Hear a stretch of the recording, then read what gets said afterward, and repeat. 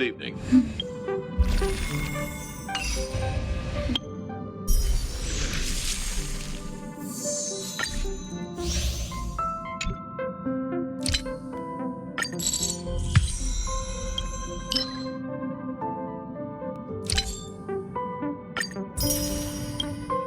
Welcome to a new episode of the Inter-Astral Peace Broadcast. Please stand by, passengers. The navigation meeting will be starting soon.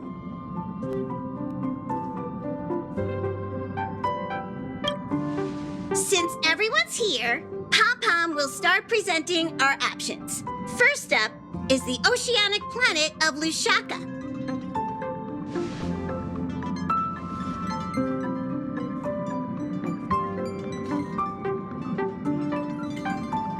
Next, we have Malustanin, the agate world.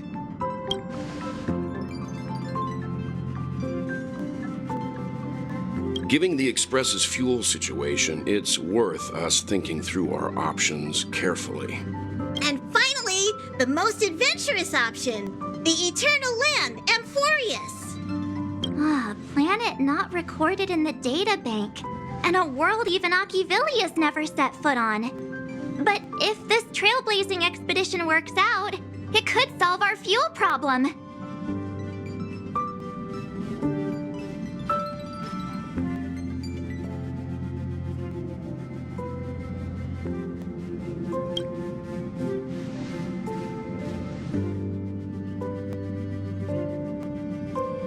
Amphoreus does have something to offer, unlike the other options. Plus, it's a completely unknown world. What better place to trailblaze? I feel the same. While we know nothing about Amphoreus, we know the other two worlds aren't exactly safe options. Anyway, if it's a risk we're taking, we might as well throw in some adventure for good measure.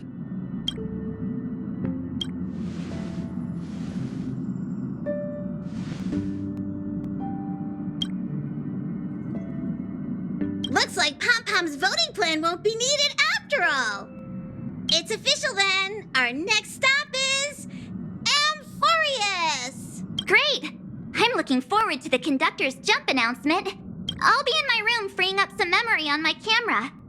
I'm going to have to snap tons of pretty pictures this time.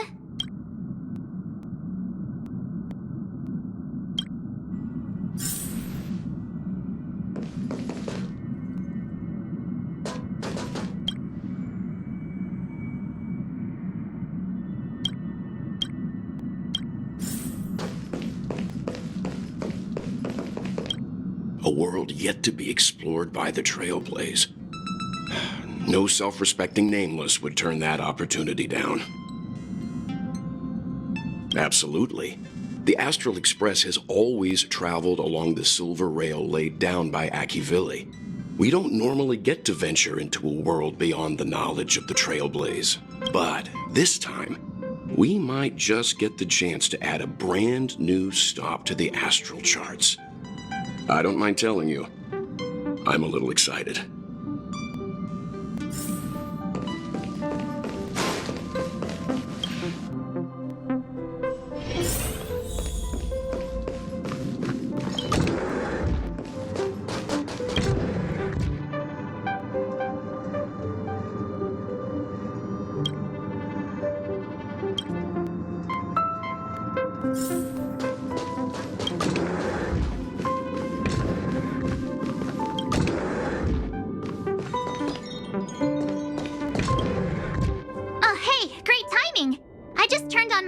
and was looking through some old photos. Can I ask you something? What's your favorite part of a journey? From start to finish.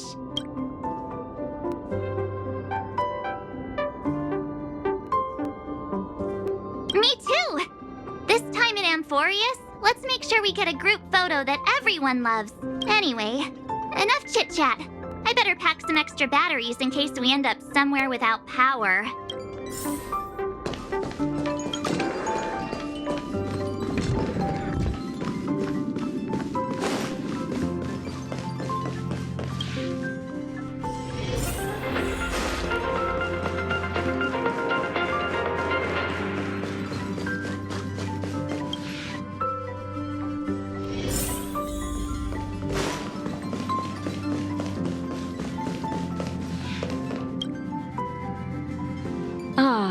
You're here.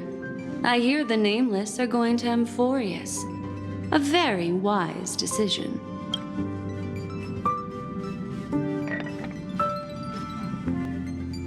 Memo Keepers traverse the worlds only to collect precious memories. Have you heard that before? It's my duty to salvage unknown memories. And the Amphoreus that has been revealed by the garden's mirror is like a treasure inside a display case. Dazzling, yet out of reach. I need a sharp nail to break through that glass. And that's where you come in. Only through trailblazing can we reach the heart of Amphoreus, cut through the thick mist, and bring the world's memories back to light. I trust you won't disappoint me.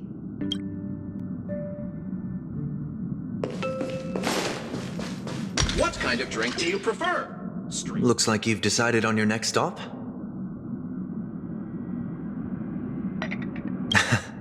I see. Those who embark on a long journey simply need to set off.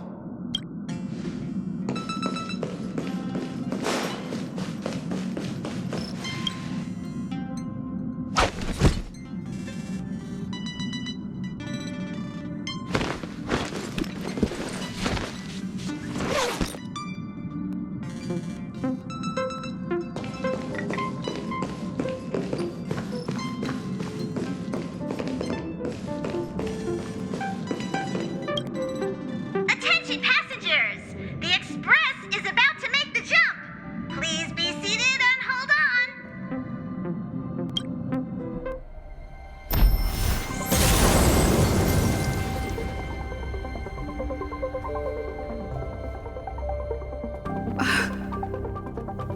There's nothing there. Confusing.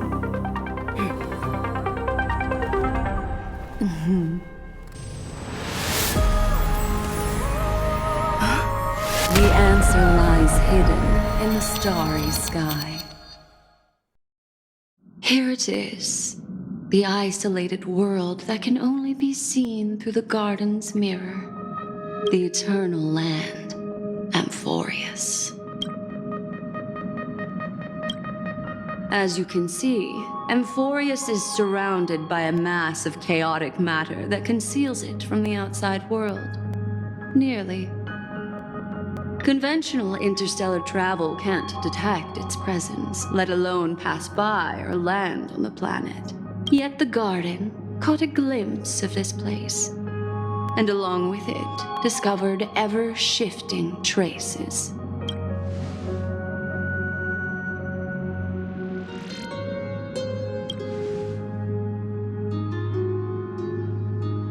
I would even go as far as to say, eons themselves. For a world to have nurtured such marvels, yet still remain unheard of throughout the cosmos? Now that is hard to fathom. I can reveal the second. In fact, you've all seen it just now. It's the remembrance. I see. Then it makes sense that a messenger of the garden would be capable of unveiling Amphoreus for us. What about the final path? Unfortunately, fate is keeping the third path a mystery. I don't know what it is either. Hidden beneath the brilliance of erudition and remembrance, yet possessing enough power to rival the other two paths. It could be the equilibrium, the enigmata, or perhaps the permanence. I have no clue at all. This white ribbon of light encircling Amphoreus might very well be a product of the three interwoven paths. Only when path striders of the Trailblaze enter the center of the vortex will its true nature be revealed.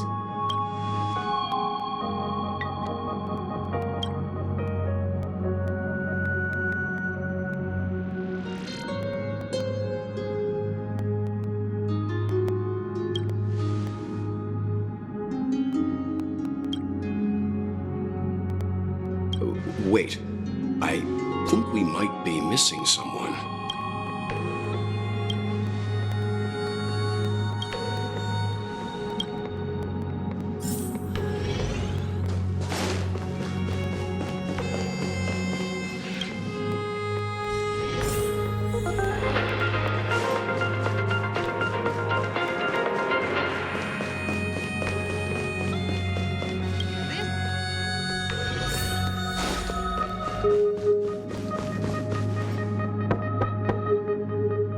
Yeah. Sorry, guys. I don't know what's wrong. I just feel really weak after the warp.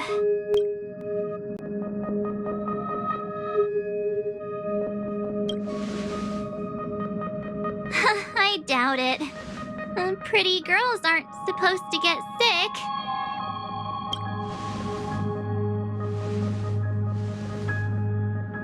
Gladly.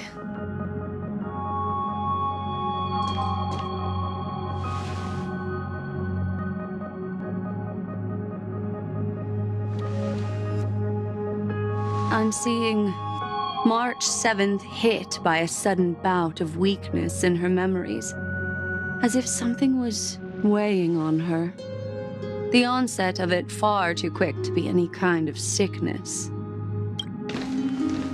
Perhaps it's the effect of some external stimulus? Oh, why is everyone here? I should have cleaned my room. I invited Sunday to help with the diagnosis. He grew up in a star system rich in memoria.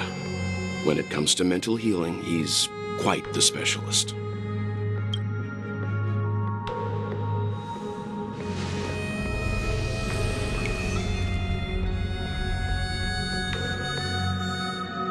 You've all been to Penacony before. I presume you are aware of how some might find themselves in a synesthesia dreamscape after warping to Asdana. I'm guessing this is something similar. Miss March appears to be affected by a certain external stimulus. Perhaps a path, an eon, or even Amphoreus itself. I agree. That's likely the case. Why is she the only one affected? There's no way to tell at this point. It could just be a matter of time before everyone feels unwell. Before we identify the cause, my suggestion is for Miss March to avoid venturing anywhere near Amphoreus. It's okay, Himeko. I'll be good on my own. Go ahead, guys. I'll catch up once I feel better. Here! Take my camera along. I was planning to take photos when we got there, but looks like you'll have to help me with that now.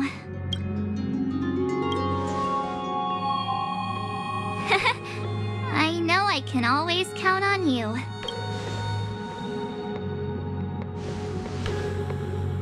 Yeah, you guys go on ahead. Don't worry about me. I'll be back to being my hyperactive and adorable self by the next time you see me. Now, don't forget about those photos, okay? I'll be checking the camera.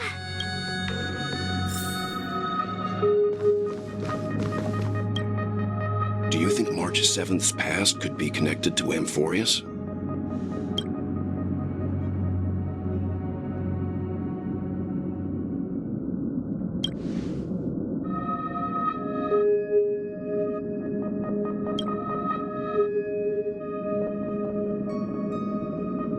So we're staying behind to take care of the grown-up stuff.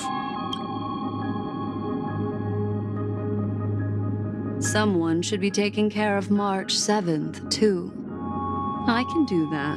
I'm fine with any arrangement you have for me.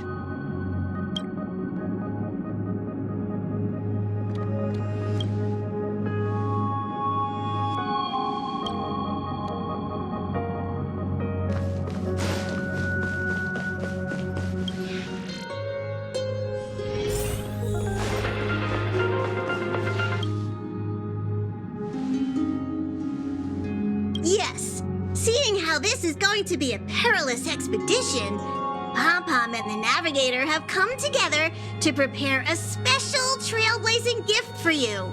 Your very own car!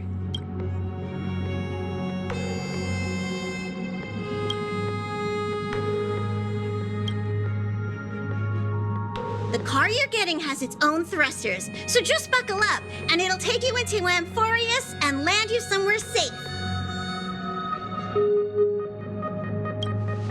Only in extenuating circumstances. Don't go thinking you can detach cars from the Express every which way, all right?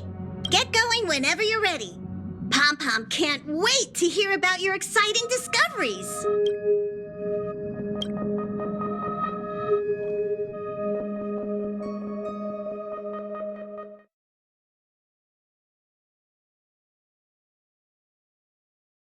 Car ready for detachment. 3, 2, 1.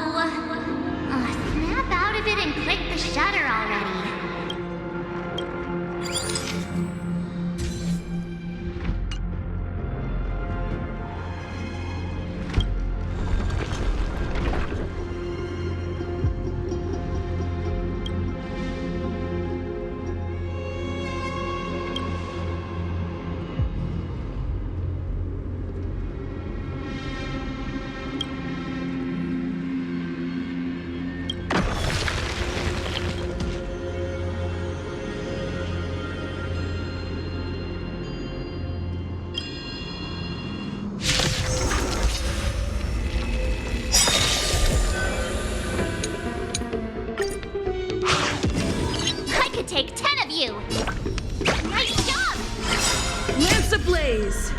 Lance forward! Ready to lose yourself? You can fight it, or rock with it! Keep up! Naughty child. Lance at the ready. Ready to shine. Time to show you what I can really do. Azure Dragon, White Tiger, less cards, watch it! Time for the main event. Turn it up.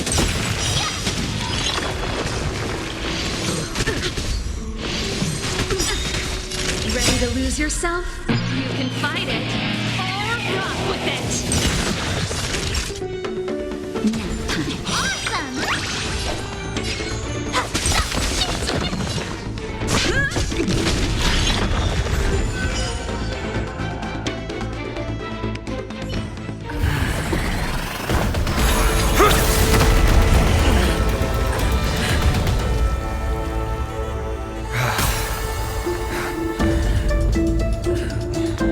Look out!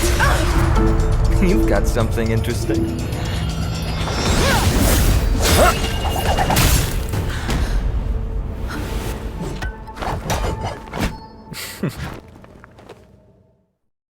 I bear no harm. I just want everyone to be safe. Roaming around a place like the Abyss with weapons in tow is a show of provocation. Those soldiers are minions of the Strife Titan.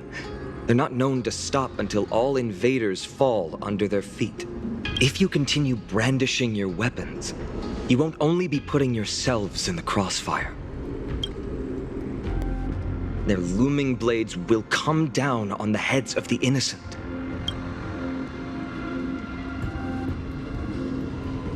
It's difficult to tell if you're friend or foe when you appear out of thin air. Even without your weapons, a great power still lurks within you. I could be putting myself in harm's way for all I know. I'd be unwise not to take precautions. So, care to share the reason for dropping in on us? Visitors from above? Fine on. Look what you did again! Taking off only to get yourself into trouble? Oh, you even ruined his weapon! Now you've really gone and done it. This is no way to be treating strangers!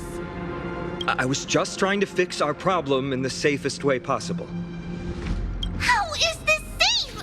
Hello, friendly strangers. Let's all simmer down and cool our jets.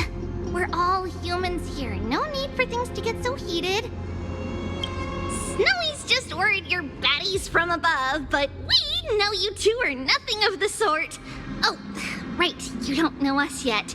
We are Treeby from Yanisopolis, and this is Snowy. Hurry up and apologize to them. All right, if you say so, Treeby. I apologize for my earlier behavior. I was overly wary because both of you landed in this tumultuous region. Put me on high alert.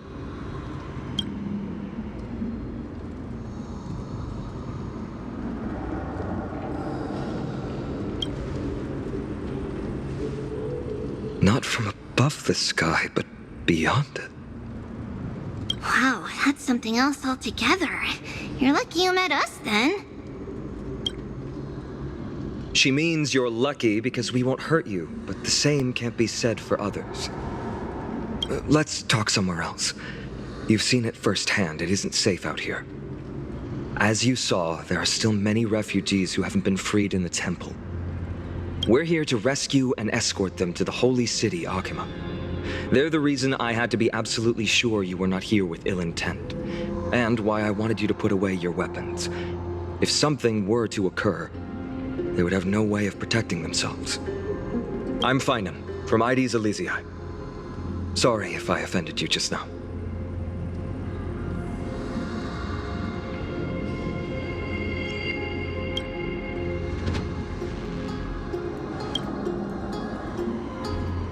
Friction really does spark friendships, huh?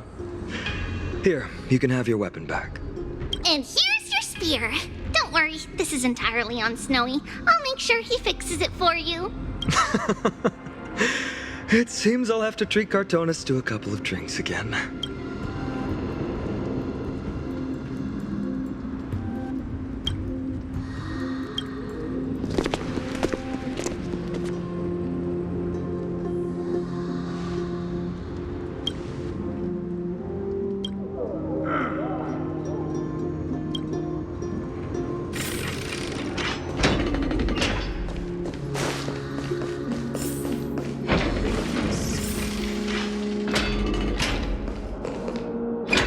traitors! You acted on your own to ask the Chrysosaires for help? To bring us into their so-called holy city, no less. We are priests of Yanis, born as footless birds. How could we possibly endure being confined to one place? We've lost far too many to Nikador's forces, Mr. Noldus. I only want for everyone to settle down somewhere safe and to be able to sleep soundly. Lose your faith, and you lose everything. Do you seriously think you can seek shelter in Akima? Nowhere is safe with the end times looming. I've said my piece.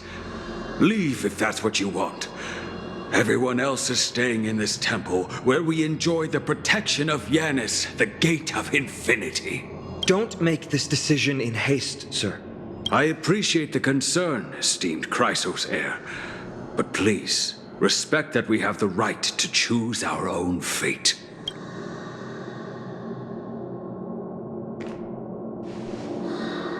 I'm sorry you had to see that, esteemed Chrysosaire. These two with you are... Travelers from afar. They're also headed for the Holy City. If memory serves me right, you are... Virtus? Please, you may call me Finon.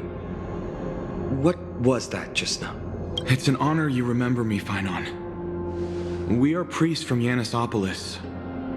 Armies of the Strife Titan destroyed our home, forcing us to flee across many lands until we arrived here. A few days ago, I watched another companion fall to those monsters, and I was shattered. I offered a prayer to Akima, thinking the answer would take time, at least enough for me to convince Mr. Noldus.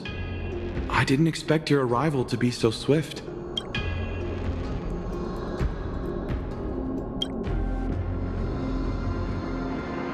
Excuse me, sir. Everyone knows about the prophecy. How is it that you... Virtus, right now we must focus on convincing Mr. Noldus to return. The Abyss is swarming with fierce enemies, and they have no way to defend themselves, leaving them vulnerable to all kinds of danger. My friends, I have a rather bold request. The two of you are quite capable. Might I trouble you to fetch Mr. Noldus? Treeby will join you. She can also answer any questions you may have.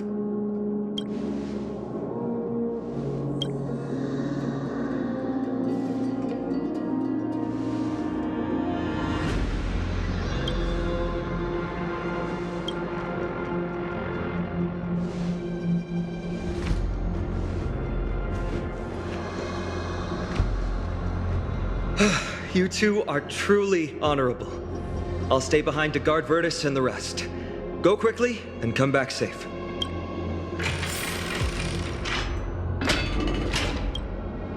I'm sure you two have a ton of questions, don't you? As for why we should speak in private, that's because quiet places are better suited for communicating with one another.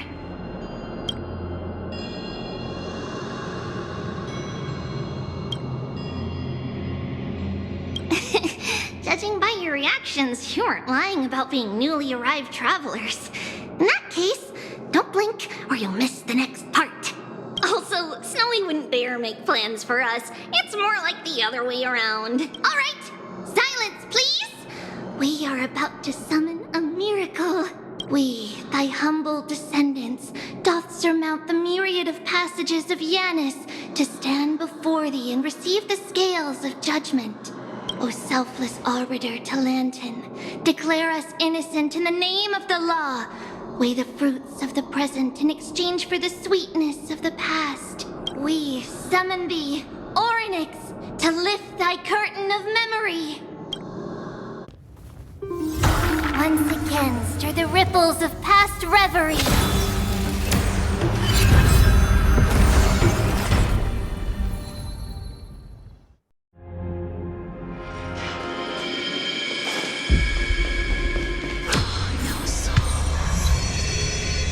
How is that possible? Did Orynyx's prayer fail? My two friends, don't stray too far away from us. Stop panicking. As long as we're with them, we'll be fine.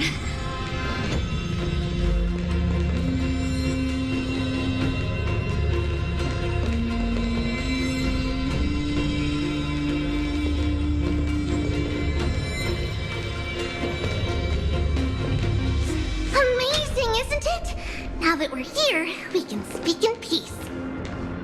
Huh? But why does it feel a little too quiet?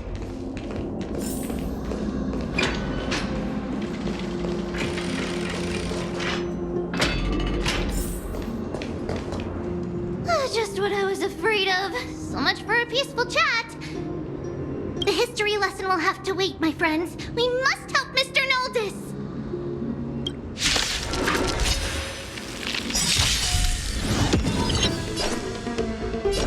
Here you go, Master.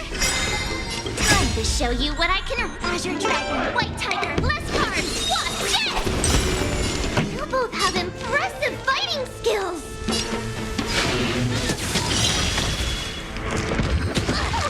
I'm sorry.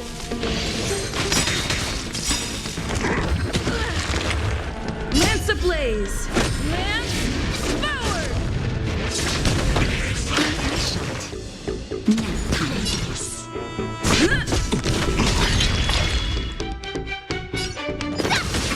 Pretty good crowd today. Turn it up. Ready to lose yourself? You can fight it. Or rock with it.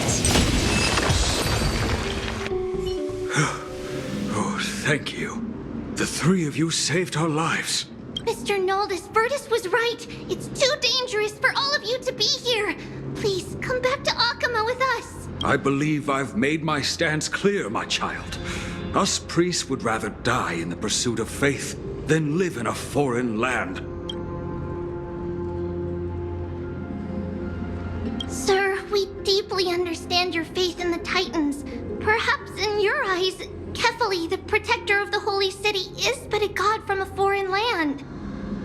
But we swear to you in the name of Yanis, the Gate of Infinity, that so long as the Chrysoceres live, Akama will protect all followers of the Titans. We are one and the same. You swear in the name of Yanis? Who are you? Don't you remember, Noldis? Our name is Trebios. What? You're the High Priest? Why do you look like a child? Oh, no. To think that I, a mere tribal priest, dared lecture you on faith. Oh, how ludicrous. Please, forgive my transgressions. Noldis, we do not wish to force you, but please think of the people in your tribe. The young place their trust in you, just as you place your trust in us.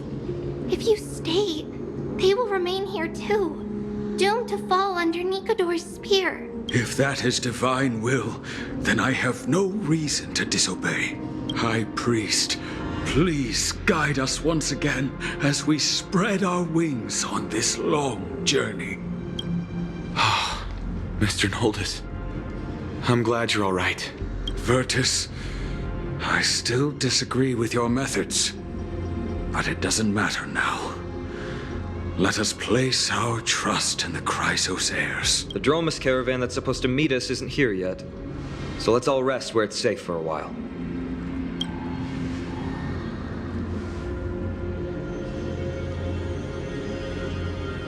Of course. Please, come this way. I see you've both been made aware of our troubles. I'm grateful for your understanding, so in return, please ask me anything you wish to know.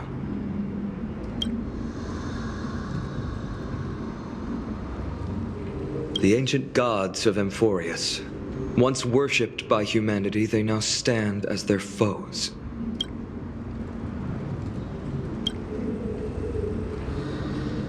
I'm sorry. I guess I'm not good at telling stories. Yet a tedious and overly long explanation isn't ideal either. Let me think. Oh, right! Virtus and the others are priests from Yanisopolis. They should be adept at playing the lyre. How about playing a song for our two friends? There's a ballad that's been passed down in Amphoreus since ancient times.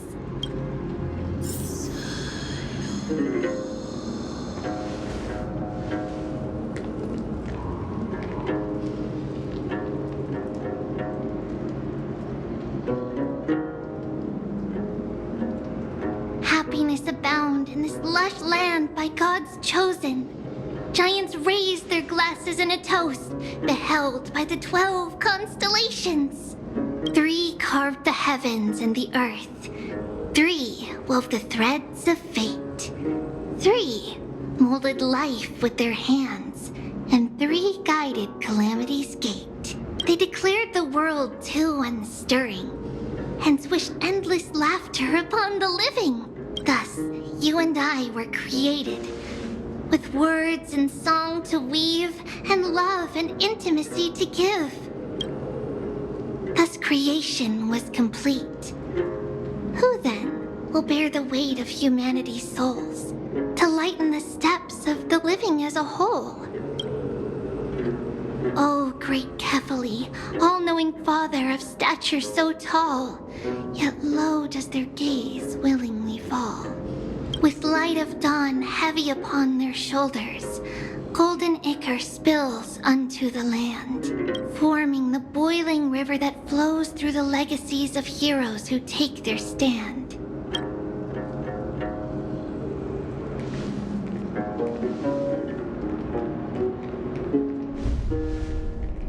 Huh?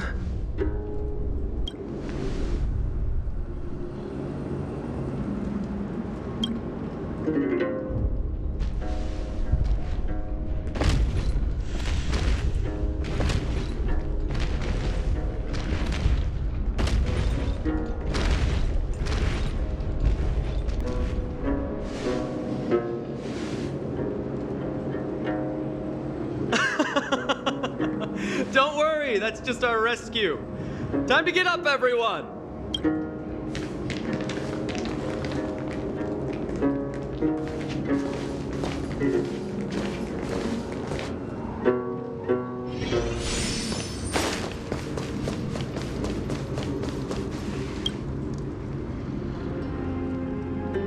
These large, mild-mannered creatures are called Dromas. They're humanity's most loyal companions. We'll be relying on them to get us through the rugged mountain roads on the way to the Holy City. Dromas are very docile. Even first-time riders can steer them easily. Here, give it a try. Remember to hold the reins tight.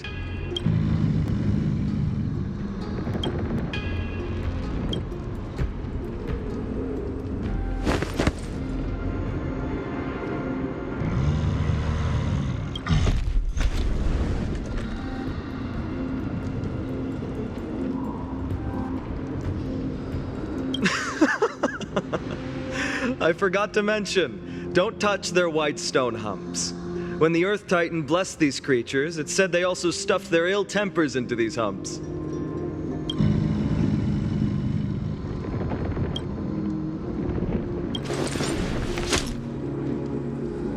See? Easy, wasn't it? Everyone, how did you find our lyre performance earlier? We've been in exile for many days and haven't touched our instruments in a long time. I fear our skills have grown rusty, and we've made a spectacle of ourselves. No, not at all. Your performance was wonderful, sir. It's been a long time since we sat together like that and sang ancient ballads to our heart's content. I'm grateful to all of you for reminding me of those glorious and peaceful times. Looking back now, I admit I was too stubborn. Perhaps you really can save Amphoreus from its doom, just like how the 4 of you heroes saved our very lives and faith today.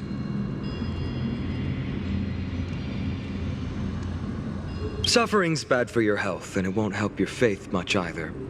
That's why it's our inherent duty as Chrysos heirs to free everyone from suffering. It's also the reason for the Holy City Akima's existence. The only human city left in our present day. Hey now, don't be so serious. You're bringing the mood down. Anyway, in short, the Holy City is absolutely safe. Everything will be fine once we get there. Is everyone properly seated? Oh, then we're off! Next stop, Akima!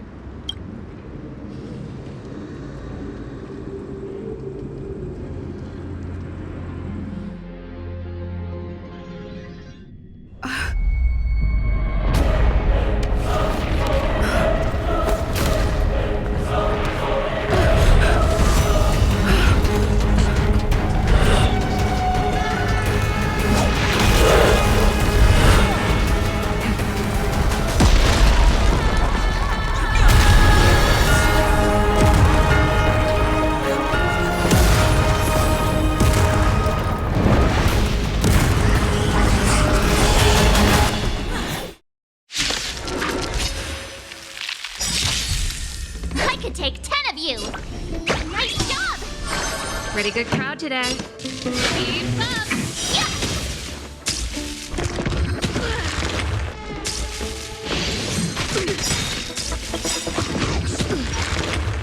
Time to show you what I can really. Azure Dragon, White Tiger, less cards, watch it! It's time.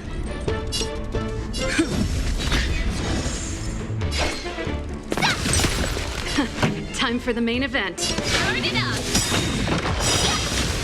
Ready to lose yourself? You can fight it, or rock with it. I'm on guard. Ready to shine! Oh, I get it! Now watch this! Lance ablaze!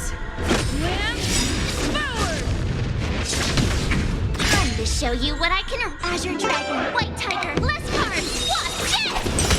Song's for you. Keep up! Yeah!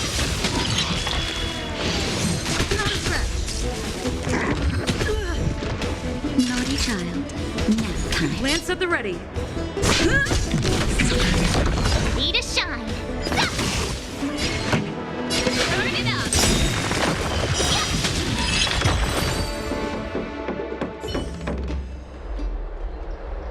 You both fought so bravely. Are you Chrysos heirs from a foreign land? Please, I beg of you, save Akima.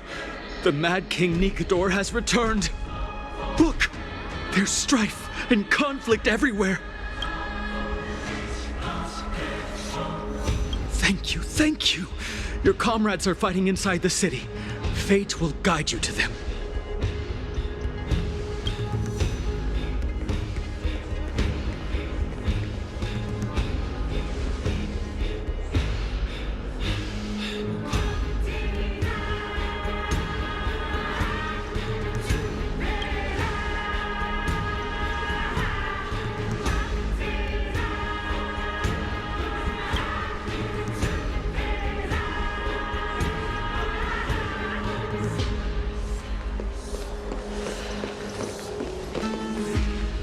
The main road's been blocked off.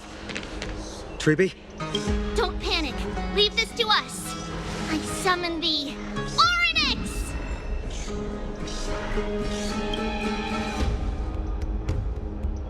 Lift the curtain and stir up ripples of past reverie.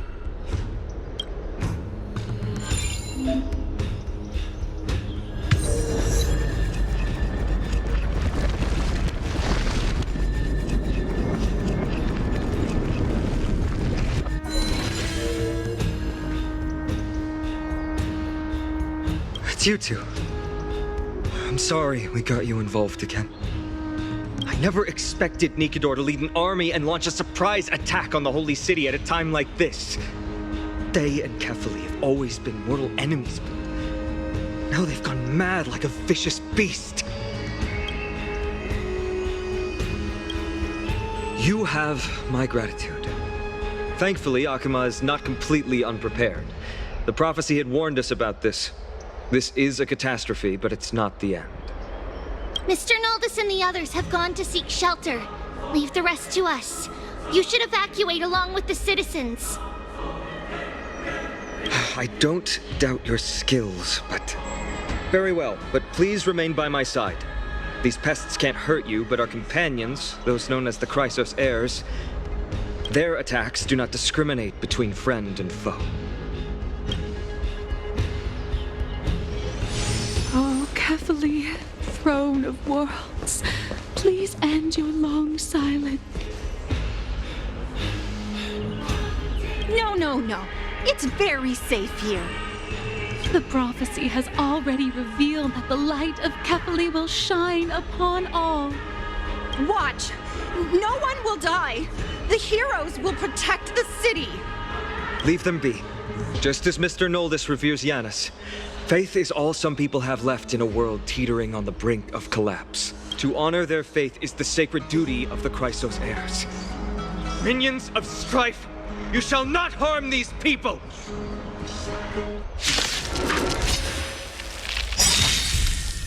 Ready to shine. Here you go, Master! Ready to lose yourself? You can fight it or rock with it.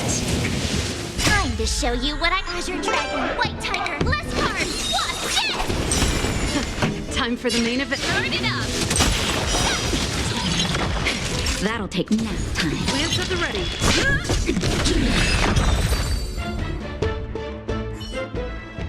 Bodies everywhere. How could so many enemies have made it to the front gates? Where were the city guards? Snowy!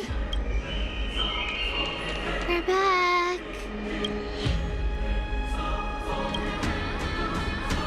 We are Trian. We are Trinan. We are Treevy. Wait, no! Now is not the time for introductions!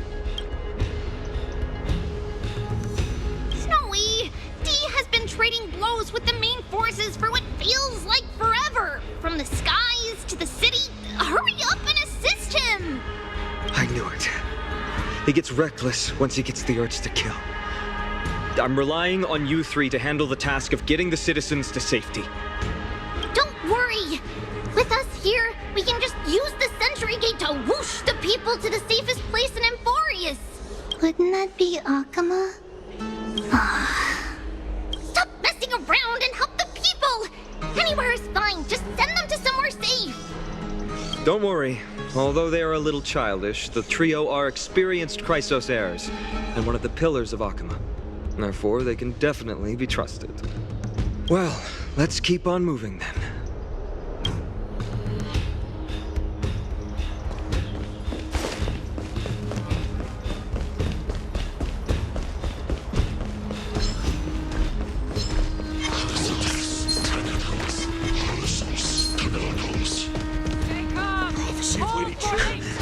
Lord Finan!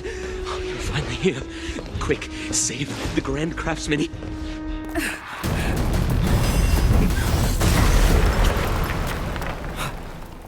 The rear is secured now. This is the result of your efforts? Quit messing around. You know who we're dealing with.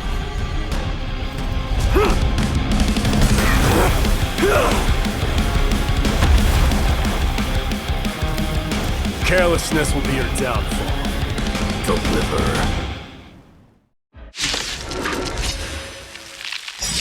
Mere child's play. A true fight between us would shatter them with the aftershocks alone. Who are you? Enough. Wait. Are you trying to destroy the Holy City? Lance ablaze. Lance forward!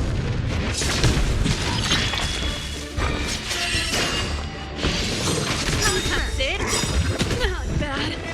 Ready to lose yourself? You can fight it or rock with it. Naughty child.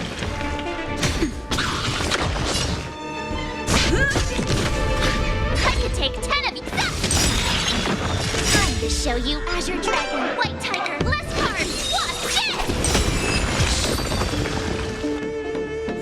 Cartonus! Finon. I'm glad that you're okay. As for you, Mighty, if I'm not mistaken, shouldn't your responsibility be protecting the citizens? What is that supposed to mean? Who are you implying isn't a citizen here?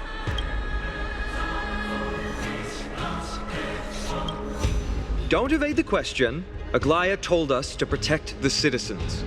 Are you ignoring what she said? It is you who forgot the second half of her words. Her original words were, protect the citizens and eliminate the invaders. The crisis in the Holy City will be resolved once we've eliminated Nikador. Speaking of which, since you've never considered the pair over there to be citizens, they seem to fit the definition of invaders. The three priests of Yanis share the same appearance and mind, and their senses are also interlinked. The Akamans have long been aware of your presence and what you have been doing. You trust him that much? I suggest you think twice. Provoking your allies at such a critical juncture. Whose side are you on? From the moment we first met, I already told you that regardless of whether it's in the past or in the future, the people of Kremnos will never agree to make peace with the likes of you. As the successor of Kremnos, I, Mighty, am not able to act independently on such matters. Furthermore, things have escalated to a point where I must warn you, esteemed guest, that your host is anything but proficient in the ways of hospitality. Enough! The time for internal strife now is not. Still on the offense, the Mad King is, and must be stopped by the Chrysos heirs. I have not forgotten about what needs to be done. Stand down. I'm more than capable of taking care of what's ahead by myself. As for you, Nikador is in the Marmorial Palace. Glaya told me to stay out of it. So, go ahead. Deliver. I don't need you to tell me that. You. What's your name? Is that not also strange?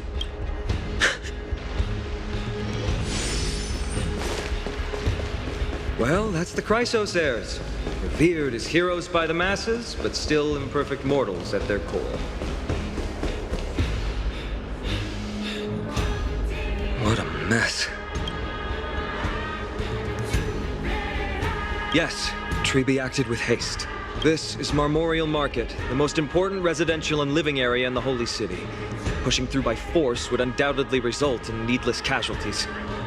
But now our backup is here. Lord Finon and the two guests. Welcome to Akama.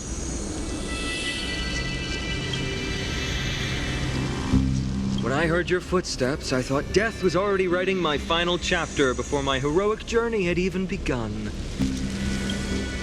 Miss Castorus?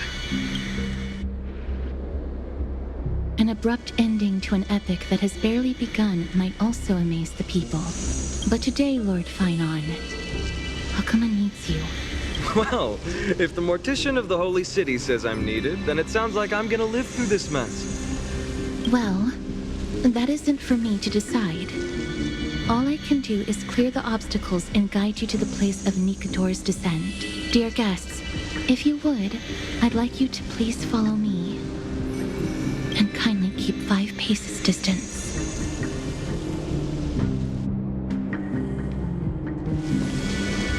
In the face of death, strife will also cause hesitation to arise. I am the shadow of death.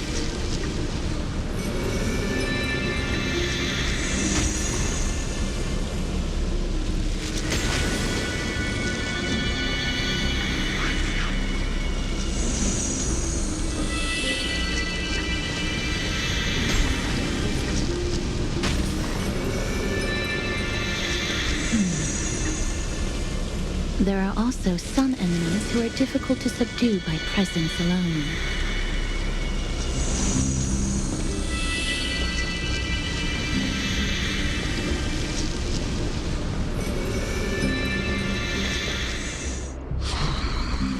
The scent of blood. Are you an attendant of the Hand of Shadow? No, I'm nobody's attendant. You can try to avoid and hide it. But you obviously came from the world of the dead. Akama. Chrysos heirs.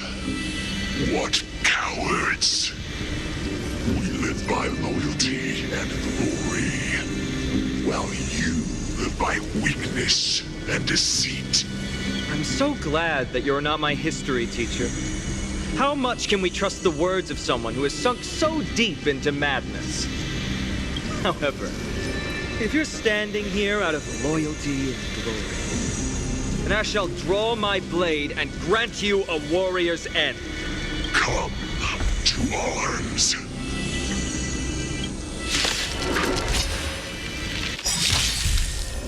Someone else take this one? Nice job! This song's for you. Turn it up!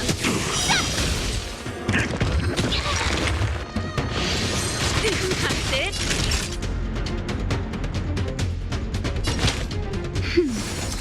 I'm on guard.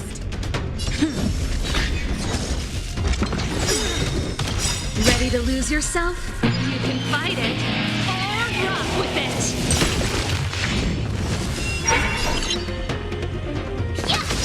Pretty good crowd today. Show you what I can. Azure Dragon, White Tiger, less cards. Watch this. Keep up.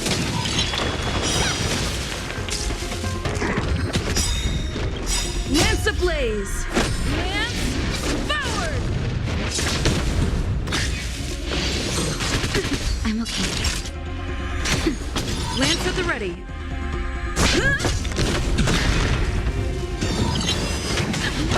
Sportsmanlike. Yeah. Awesome. Now watch this. Turn it up. Ready to lose yourself? You can fight it or rock with it. That nap time. As you wish. Lady Aglaya once said that your time is extremely valuable and shouldn't be wasted on unnecessary conflict. I have the power to lay them to rest. I was about to say the same. It's pointless to waste your strength on these pawns. Let's go. It's time to face strife. Once there, you must turn into birds and fly toward the final battlefield. Miss Castris, why aren't you joining us? I must stay here and ensure that these soldiers do not destroy the city. Although faith is more important to the vast majority, there are still quite a number of citizens who care more about their worldly possessions. I understand, but... There is no need for worry. The citizens have already been evacuated, and the only living things in the vicinity are the three of you. As Lady Aglaya instructed, no civilians will be affected by this. Do excuse my impropriety. Well then, I'll see you later, Miss Castris. Then, could you all quietly leave?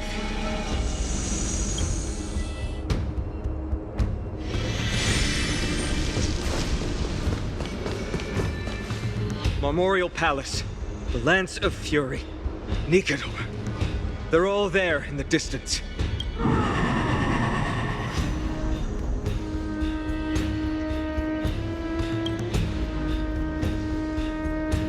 That battle cry once crushed all in its path. It knocked down foes and allies alike, leaving people as fragile as reeds in a gale. My limbs trembled uncontrollably as my weapon clattered to the ground. I could hear nothing but the frenzied and shameful beating of my own heart. Fear. This is why the Strife Titan is revered. If a warrior can face this terror and still step forward, no trial thereafter can shake the weapon in their hand. You two, if you wish to retreat, this is your final chance to do so. Looks like the both of you have indeed braved many dangers. Trailblazer. What an interesting concept. Surely on your worlds there must also be a Titan which is revered by the masses. But there's no need to further confirm your resolve. We shall soon cross swords with the embodiment of strife. And yet, faced against this menacing threat, your resolve only gleams more intensely. Let's get going. In the era when Kefali had not yet fallen silent, none could stand as their equal. Today, we inherit the duty of the gods, safeguarding the inhabitants of Amphoreus. Stand with me and become heroes!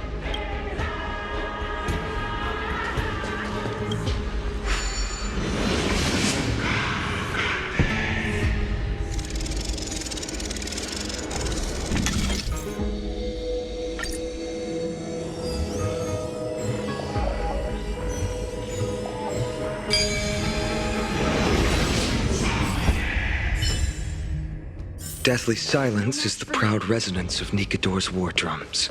Behind this watery veil awaits the arena of conflict.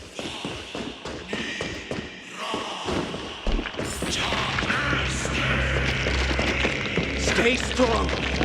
Recall your convictions and everything you hold dear. You can't.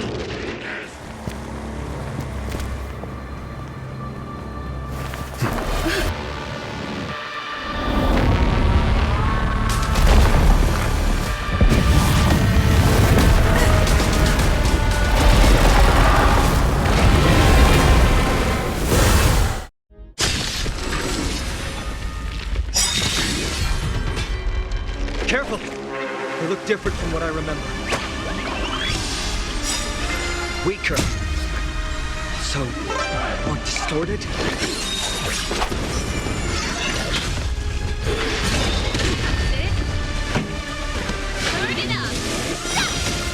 Naughty child, nap time. I'm on guard.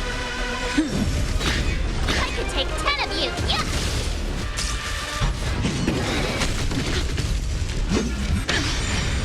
Song's for you. Keep up.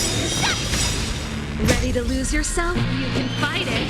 Or rock with it. Oh, I get it. Now watch. Cast aside all distracting thoughts. To me, I shall withstand their wrath!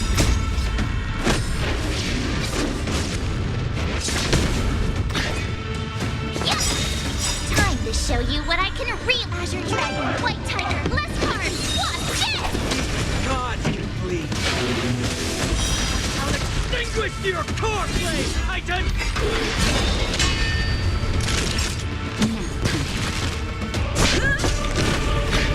Ready to shine. Yeah. Pretty good crowd today. Keep up.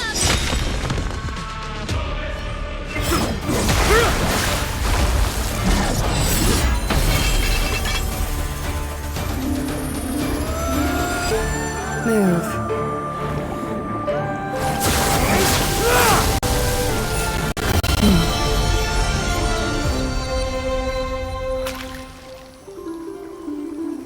This is not the true Nikador, just one of his many godly forms. The core flame isn't here.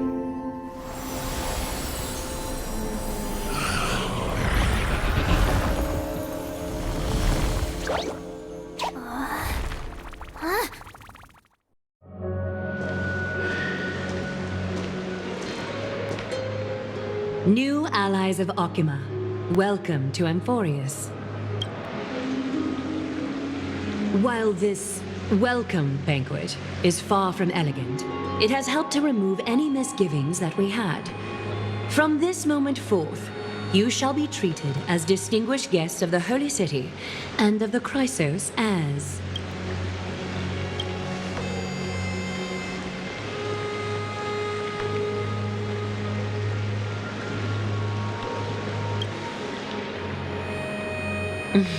Curious about my eyesight? Well, I'm not blind. On the contrary, I can see much more than the typical person. Those with golden blood always have something extraordinary about them. For me, it's perception. I don't need light to measure the world. The wind carries messages along golden threads, delivering countless sensations to my fingertips. Just like how at this present moment, the virtues possessed by the both of you have turned into a warm current that pleases my skin.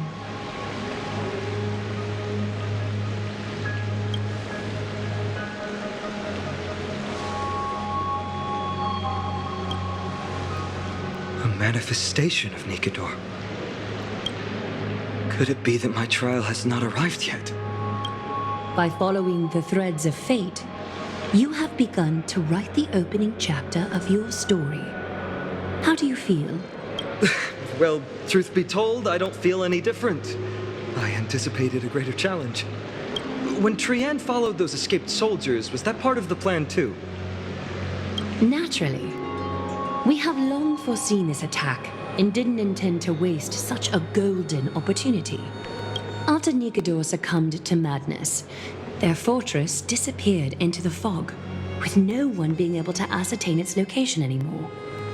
However, now that they have acted out of character and attacked Akima of their own accord, then The Holy City shall also uncover their hiding place and sound the horn of retaliation.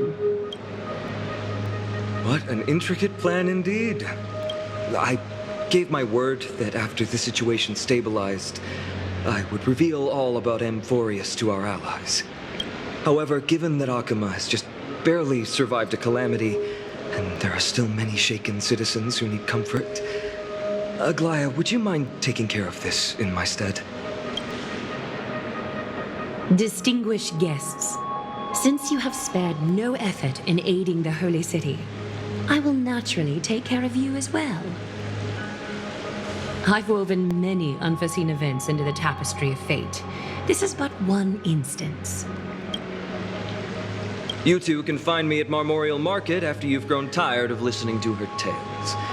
In any case, I owe you my hospitality.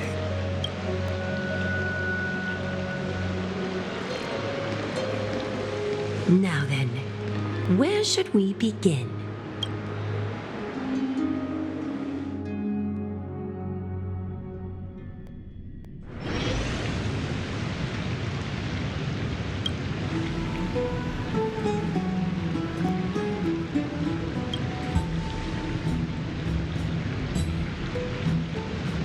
Beacon of the Trailblaze.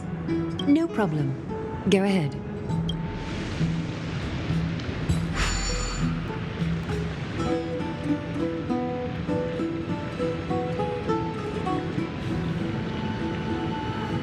What an interesting way to mark the start of your journey. I grow more and more curious about your cause. But please, let me first properly extend my hospitality to you. The conversation we must have will likely be quite lengthy, so why don't we go somewhere more suitable for that?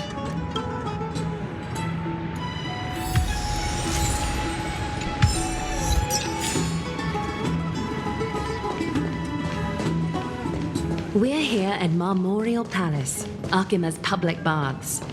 Normally, this is a good place for our chat.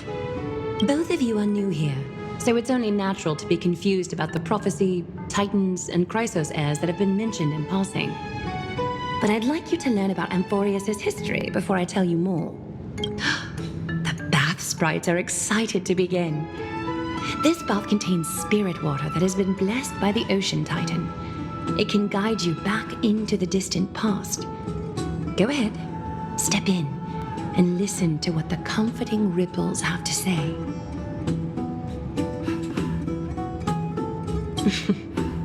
If it'll make you feel better, I can avert my gaze.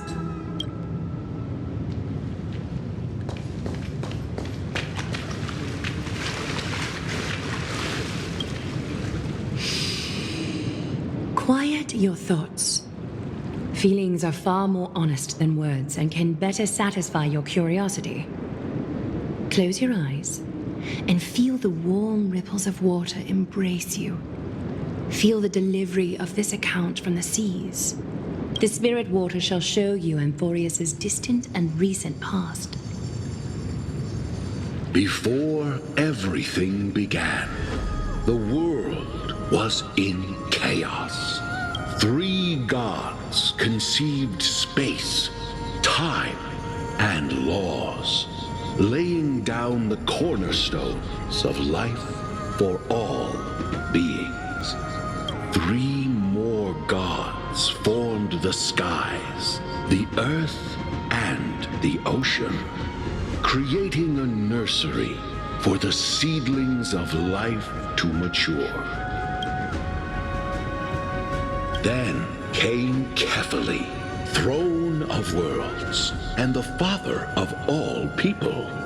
They walked the face of the earth, delighted by the creations of their fellow gods, though also lamenting at the bare solitude of the gods. And so they made clay figures in their likeness and allowed their golden blood to course through these creations, bestowing the breath of life upon them.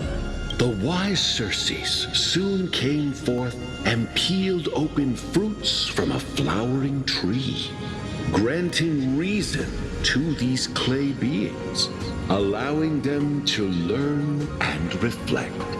Curiosity propelled the dignified Nestia to confer upon them an eye for beauty and a desire for love, teaching them to revere their beauty.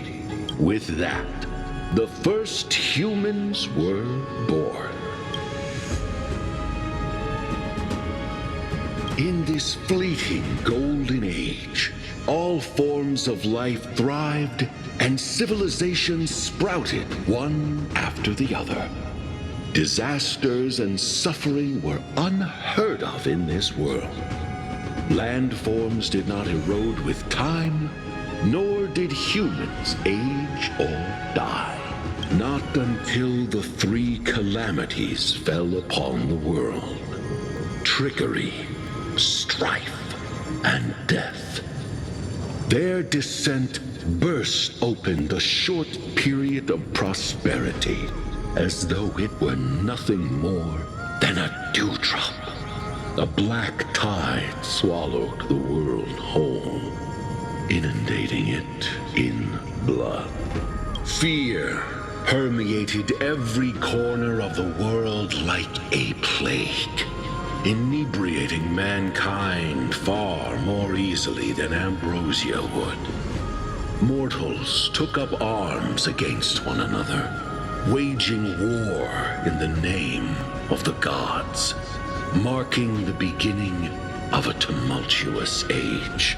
The wrath of the gods enveloped the earth and hid the firmament in shadows, ensnaring every living being. The divine war only led to one outcome: a shattered world on its death march toward destruction. Is something wrong? The sprite is only halfway through the story, but I seem to be detecting some distress and unease. I see. Perhaps the narration isn't engaging enough for you. That's why you find it difficult to remember the key events. That's fine. We can try a different approach. You'll be glad to know that bath sprites have mastered the art of catering to the needs of others.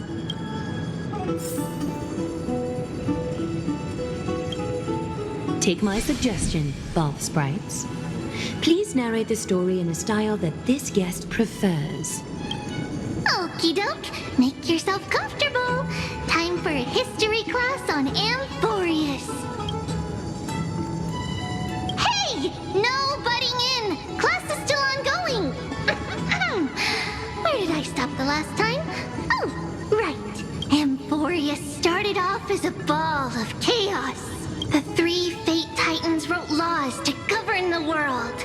Another three Foundation Titans created the Earth, ocean, and skies. And the different three Creation Titans designed and gave life to human beings, like you and me. But three baddie Titans soon snuck in, bringing a terrible, horrible disaster with them. So, the Titans got angry, and no one was willing to give in.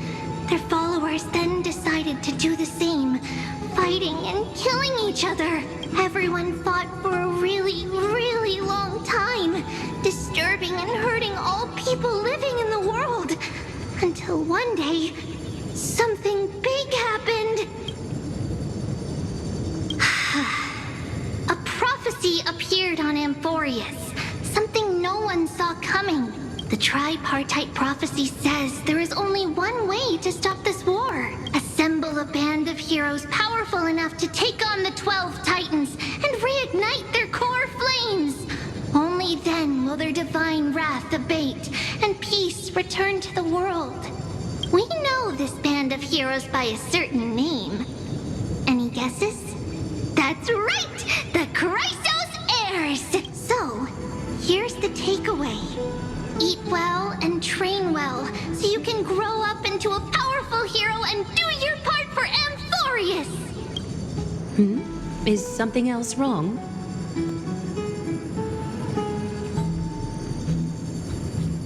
Is that so?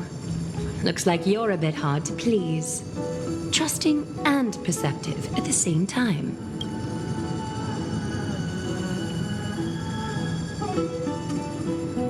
Rough patch. That's a mild way to put it. I seem to hear a note of pity in that question. Perhaps you find us to be weak and defenseless. I suppose the things that are common knowledge to us are just a garbled mess to you. If we want to straighten out the threads of this world, perhaps I should explain things to you myself. We can move on to the problem at hand, now that both of you have some understanding of Amphoreus' history. Come with me.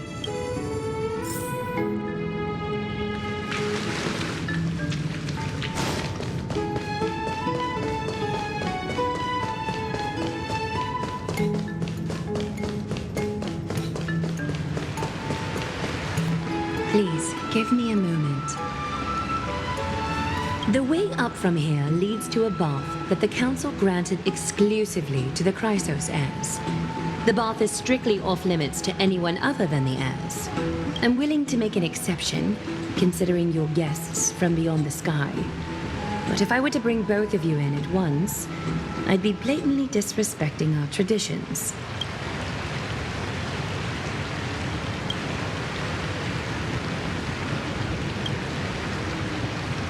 You have a very considerate partner.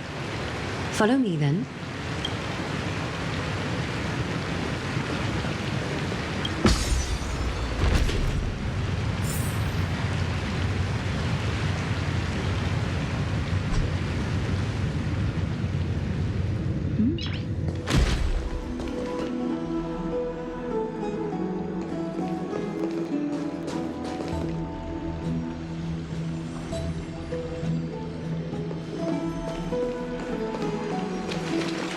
Take a seat.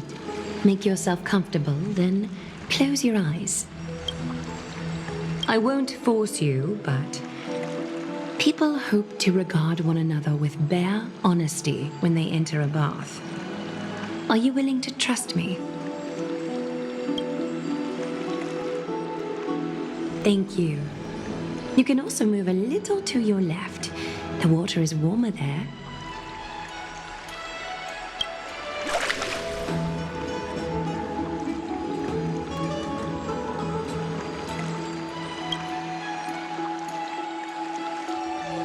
Now place your left hand onto the bench.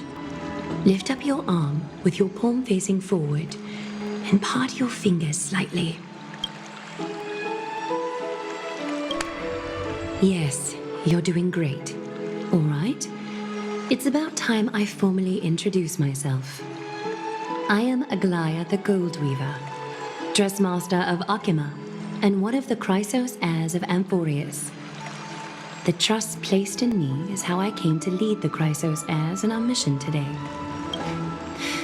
My duty may be to weave lavish robes, but I most enjoy coming to these baths in my personal time. Garments are shields, after all, hiding both our bodies and what we truly think. This place, though, is where we can drop our cloaks of pretense. For the waters shall bring us closer together. You can open your eyes now. Look, we are joined together now. You're not wrong to think of it that way. The golden threads of Nestia entwine us, capable of sensing even the slightest quiver. We are bound to speak the truth to each other this way. You will learn the truth about this world from me, and in return, I ask for you to promise me something. Fulfill this pact between us, and you can expect your journey on Amphoreus to be free of troubles. You learned the legends of Amphoreus from those bath sprites a while ago. But that was a sanitized version that spared you from the harsh and bitter realities of our history. The pantheon of titans that once ruled our world has become the very affliction that eats away at Amphoreus. An unfathomable power changed something within most of these titans, inducing their rage and madness. Amphoreus has since fallen into eternal night, the black tide engulfing our world. Arkhima is now the only city to still receive light, and we owe it to Kefali's protection. The Chrysos heirs gathered here are Amphoreus' only hope. People hail us as heroes, as protectors, and as deliverers. They are counting on us to vanquish the Titans, reclaim their core flames, topple them from their thrones, and take their authority for ourselves. It is only upon reclaiming all core flames that the miracle of Genesis can reveal itself, granting a new lease on life to this broken world. This is Amphoreus' flame-chased journey. A band of heroes dedicated to slaying the gods and reclaiming the 12 core flames for the world to start over anew. With the end times before us, we are expected to lead all of our people toward the summit. Arkhima needs as many allies as possible to aid us in the upcoming battles. The two of you may be just the reinforcements that the Chrysos heirs have been waiting for. You must have been blessed by many miracles to say that with such unwavering confidence. I may be getting ahead of myself, but for Amphoreus, I am willing to take a chance on you. I have laid my heart bare, and in return, I just want you to make a single promise. Promise me to never tell the people of Arkhima about the worlds beyond the sky, no matter what may happen. Arkhima is approaching its end. I do not wish to give my people false hope, not when we've been badly scarred by it before. Can you promise me that? Thank you. The agreement between us is now complete. I apologize if this ritual upset you, but I hope you understand. I had no other choice. As much as I am interested to hear your story, I'm afraid I've already taken up too much of your time. Mr. Dun Hong's worrying has created ripples in the water. Why don't the both of you tour our holy city? See how our people make ends meet in this difficult time. I will have your welcome gifts ready later today.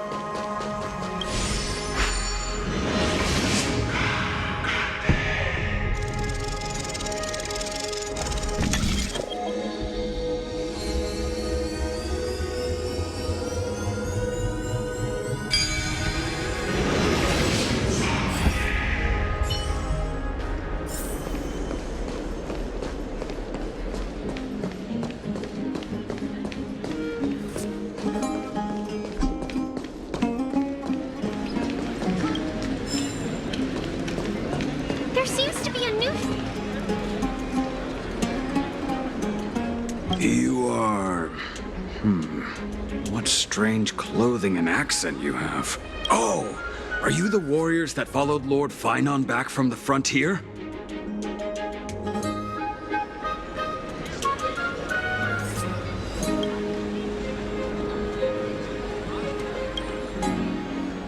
Thank goodness. I hear you're both exceptional warriors, as masterful as the Chrysos heirs. Could you help us restore this column here? Nothing has been going right these days. First, those minions of Nikador attack, and now this column collapses right outside our home. Can we really keep going? Not with human effort, of course, silly. High Priest Treeby, oh, Kefali on high, our prayers are heard. We won't need to trouble you any further, kind warriors.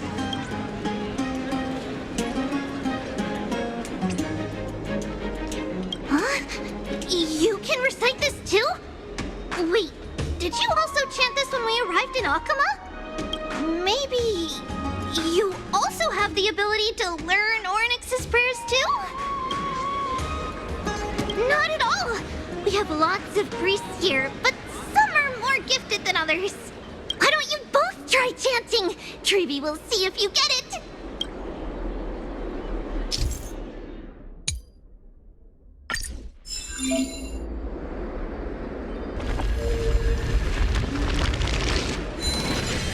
Whoa! You got it on the first try! You're a natural. A miracle. A miracle fresh from the oven.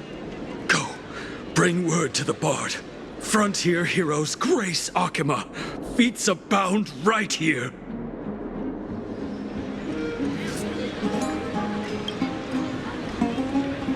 That's okay. There are many others like you. It just means you're meant to be a warrior. Oh, you met Aggie, right? How did your chat go? Really? That's pretty impressive.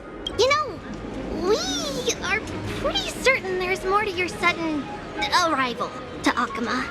And Treeby has never seen a priest achieve resonance with Ornyx on their first try. But with this, you should be able to clear any obstacle when traveling around Amphoreus. Most of the time at least.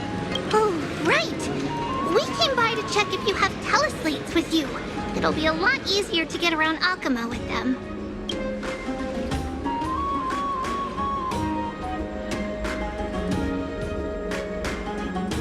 Yeah! We knew it! There are also Yanisopolis priests beyond this... beyond Akama. Like the city you're from. Let's see. This looks different, but it works more or less the same. Maybe a little resonance will do the trick. All set! Now we can contact one another with our teleslates. Only in Akama, though. Messages won't send once you're outside Aggie's web of golden threads. Did you think we were some backwater people who don't understand anything? You can also use any currency you have on you. Talantan scales will determine the value of all items, so there's no need to worry about being penniless in the Holy City.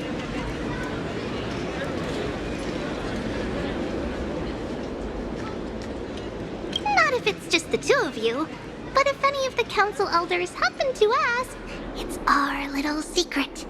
Okay, time to get back to work. Have fun exploring the city. We'll see you two later.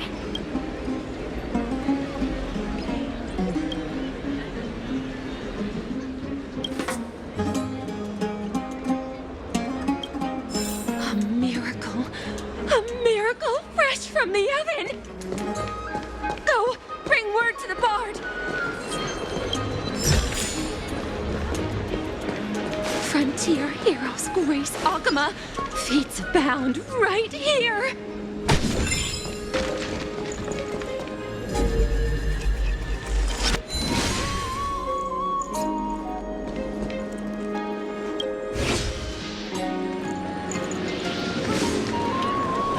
Does it really work?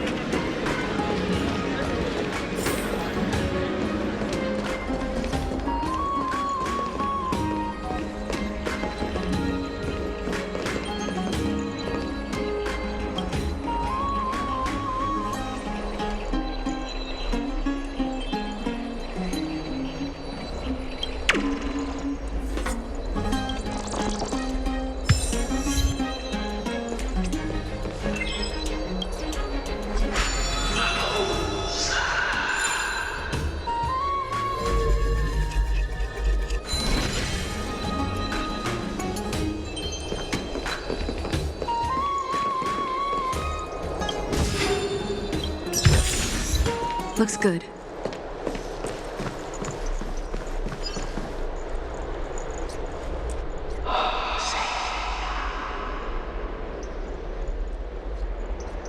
Oh, what are you two doing up here? I know you. Oh, you're the heroes who helped defend our city, right? Damionis, saw your valiant figures in the battle.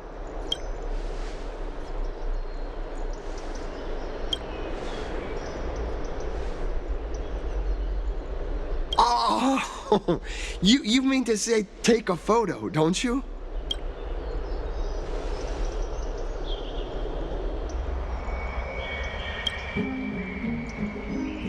Aha! So you met the right person. The name's Damionis, and I may have some humble insight on travel and photography. After all, everyone in this holy city knows me as the explorer. All right, pass me your photo stone.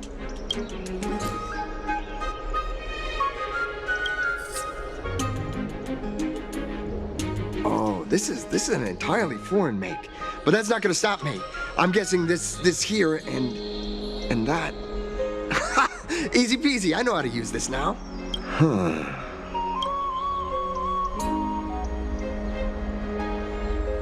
Oh, it's no biggie.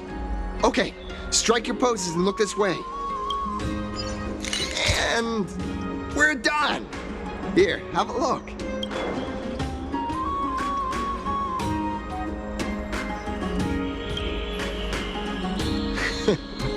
I mean, as long as you're happy with the photos. Say, I've been wanting to ask you guys something. I didn't think I'd actually get the chance, but you're not really from another city, are you? I've heard some things here and there. I mean, refugees that just came into the city are saying that the people Lord Finon picked up are from beyond the sky.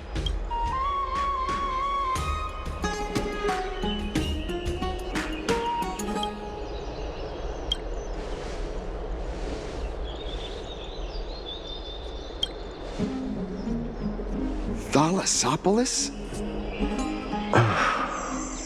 Oh, is that so? I thought I'd finally found proof that a world beyond the sky exists.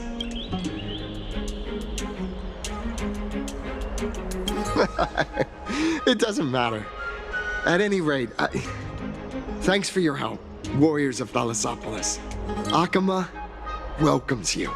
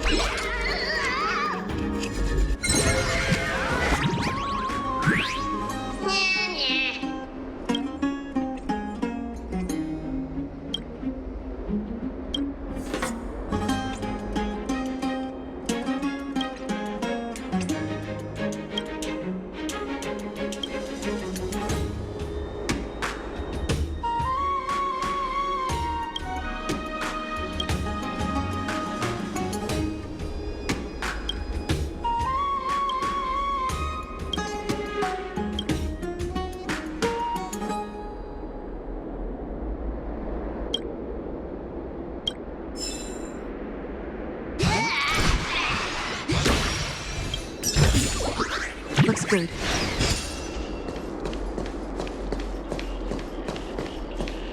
Eyeless. My cherished Eyeless. Nympha. My beloved Nympha. Let's leave.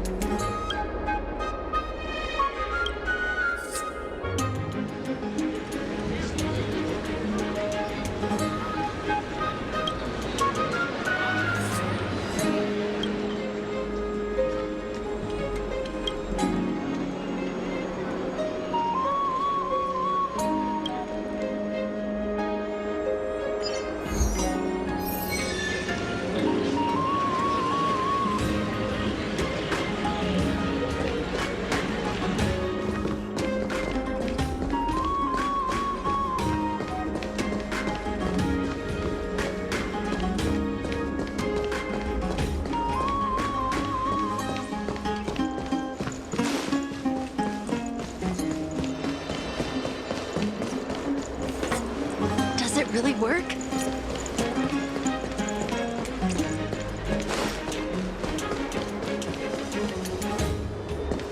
It's about time you do some exercise.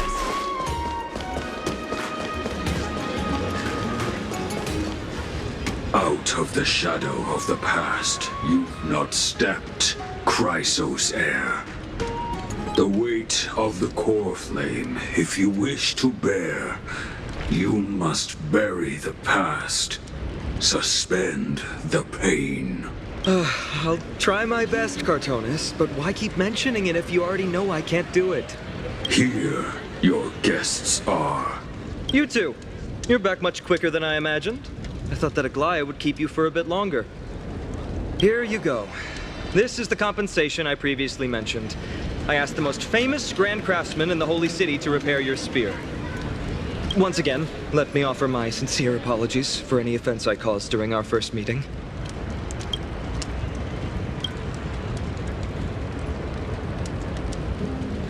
The one who crafted this spear must also be a renowned master. I guess there's always someone greater out there. Although I still can't imagine a world outside Amphoreus. Or perhaps I've just never given it much thought until I met you two. You've probably now heard about the tripartite prophecy that descended upon Amphoreus and the mission of the Chrysos heirs. For us, pursuing the prophecy is the purpose of our journey. Therefore, thinking too much about other things is unnecessary.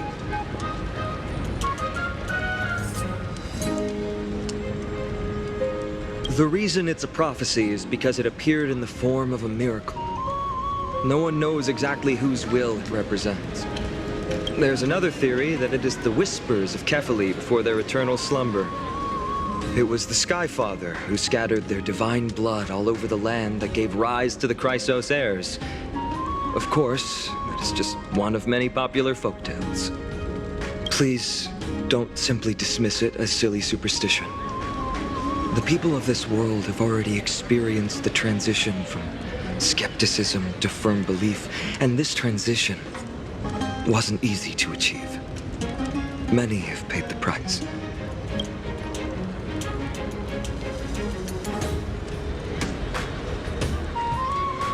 Me? I'm still seeking that answer myself. But if the gods favor me, I believe that my core flame won't be far. It's Nikador. I'm a soldier who was taught how to fight at a young age. From the day I was selected by the prophecy, I've regarded the Lance of Fury as my goal. One day, I'll break the lance and take the core flame of strife. But discussing such a bitter topic is a bummer. I'm embarrassed since I think I'm the one who brought it up. Oh, right. Triby mentioned that you two also use teleslates. Why don't we exchange contacts? Please also accept these gifts as a token of my appreciation. Since the weather is great, why don't you two look around some more?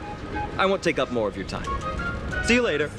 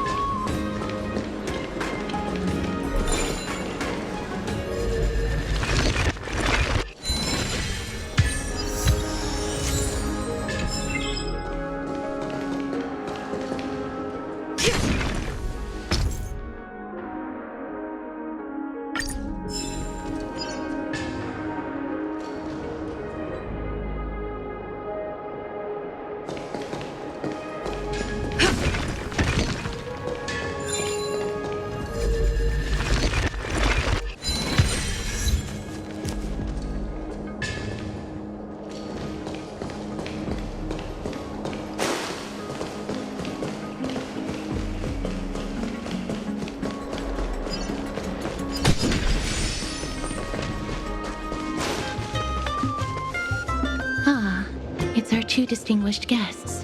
Welcome to the dwelling of the Dromeses. Well, I'm also just passing by.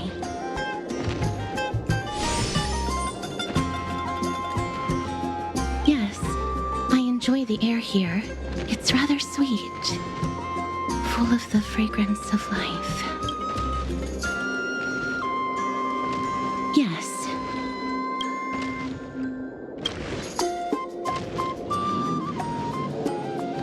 Thank you, Mr. Dan Hong.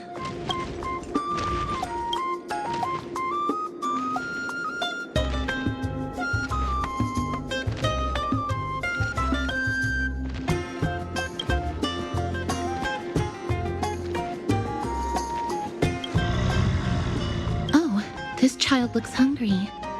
Since you are here, do you two want to try feeding the Dromeses? Their feed is dry red soil and it's very clean. There's some over there. Since it's your first time feeding, just a small piece will do.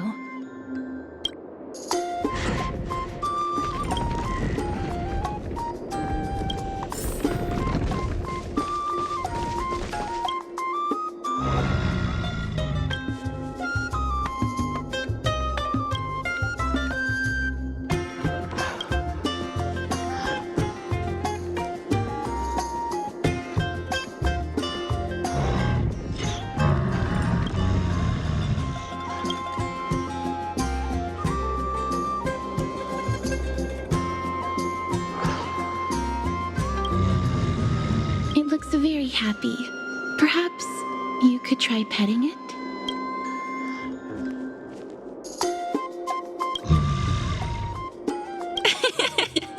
It seems to enjoy it a lot. You get along very well with the Dromes. It makes me envious.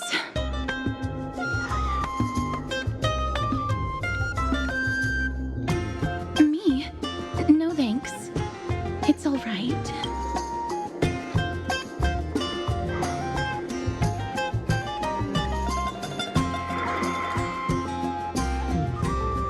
Please don't misunderstand.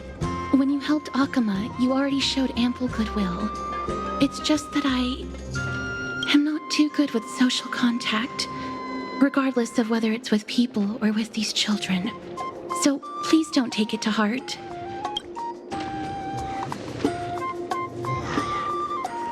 Would you two like a photo with this child? In that case, I might be able to help. Yes, it is an interest of mine. No problem. Please place the photo stone on the ground.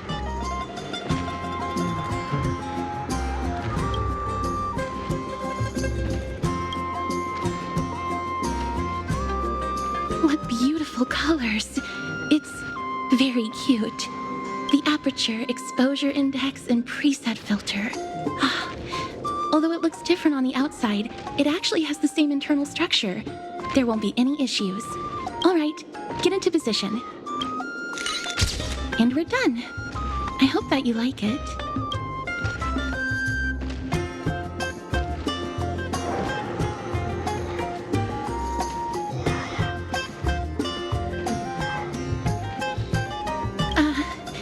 My apologies.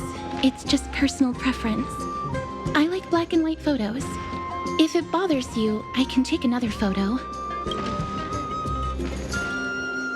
I'm glad that I could help. Then I'll take my leave now. Please continue playing with the Dromeses.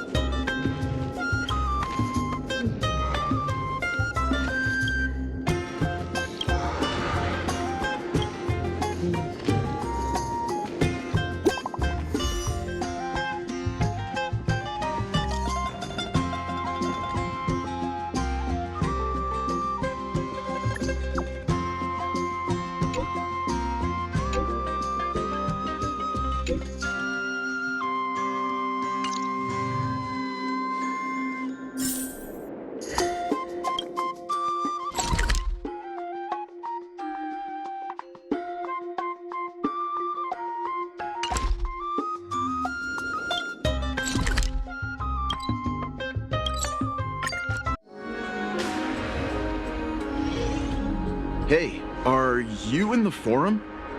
Forum? Which one? The one about the rosy celestial maiden? It's getting more popular by the minute. I don't see you in there yet. Hurry up! It's filling up quickly.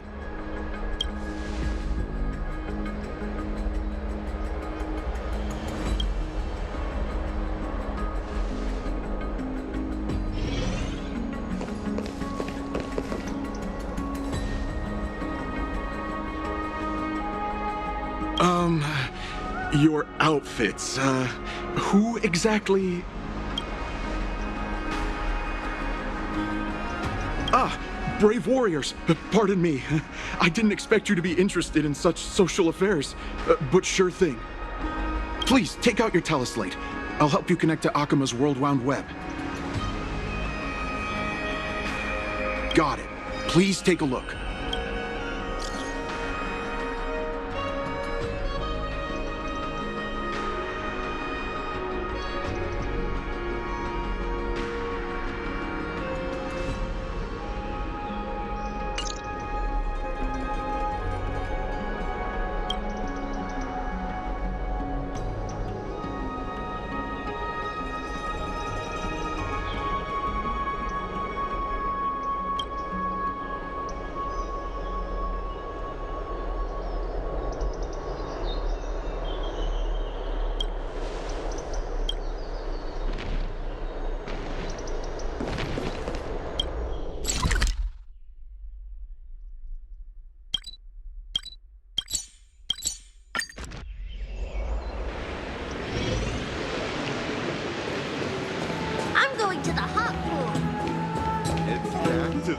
Rosy Celestial Maiden. Just from this name alone, I am able to imagine your beauty. You must be the incarnation of Nestia. Oh, you cause me to sink deeper and deeper, unable to get a hold of myself. Oh, beautiful Celestial Maiden, how can I ever win your affection?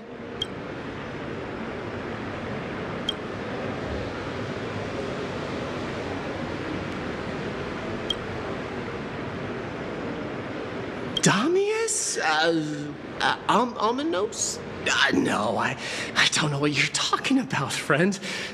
Right now, I only have the rosy celestial maiden in my heart.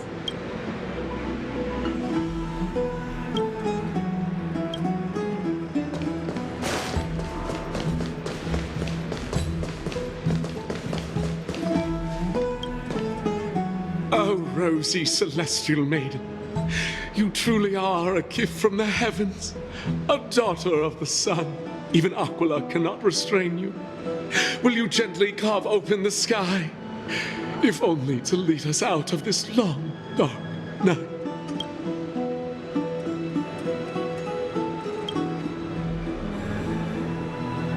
Who? No, I do not care about any Damionis. Right now, I only have beautiful fantasies and poems in my heart. Oh, rosy celestial maiden, the light of Akima.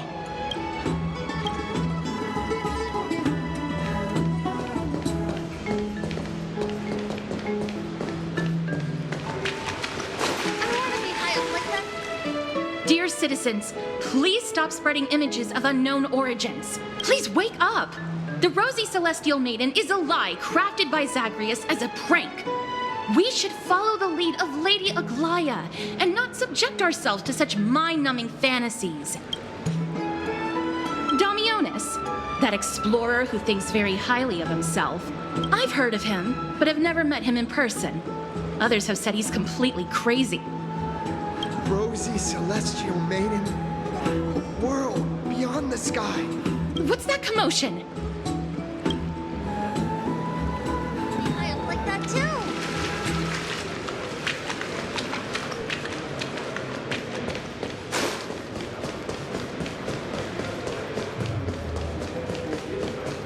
What are you folks going to do next? Thank you for the food you give us, great Circes.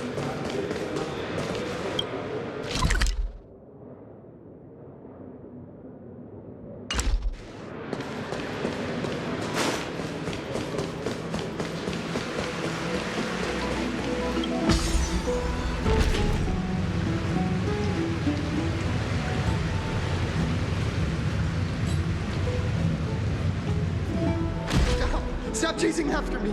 Don't come any closer!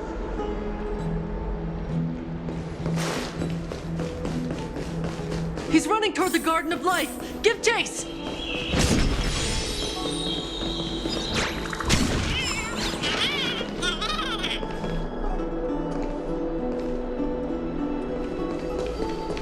That guy I'm Damian. barged into the Chrysos air spats? What's all this fuss?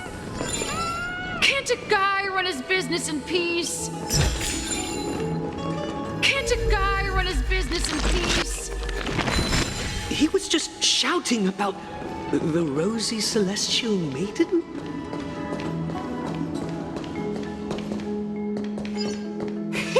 Celestial Maiden! Celestial Maiden! I want to become a Celestial Maiden one day. Stop that nonsense!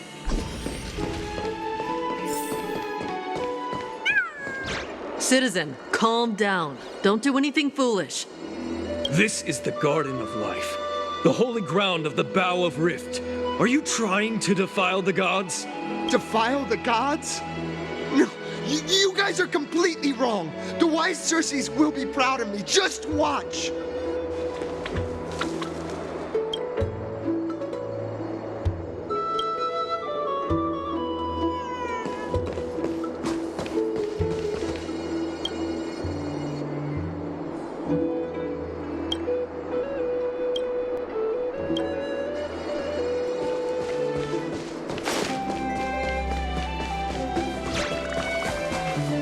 The wisdom of Circes should be shared equally by all. I, explorer Damionis, shall put on these wings today and touch the sky, proving to everyone that a world beyond the sky exists. Wings? That's right. Right here, right now. That is a giant flying amphora! You're going to fall to your death! Ridicule me all you want. I shall prove myself and remove all doubts.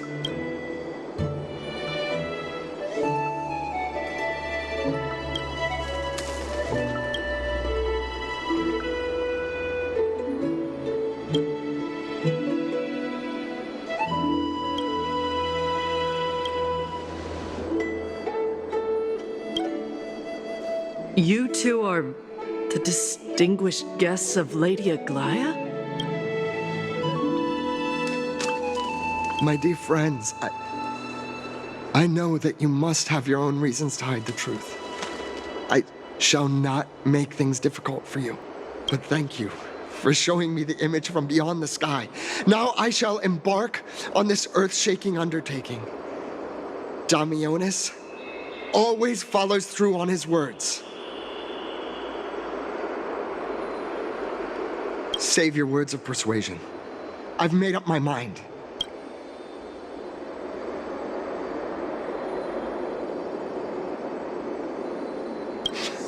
My friend, your tone has betrayed you. I understand that you're trying to persuade me to stay. A clever fool. That's how to describe people like him, right?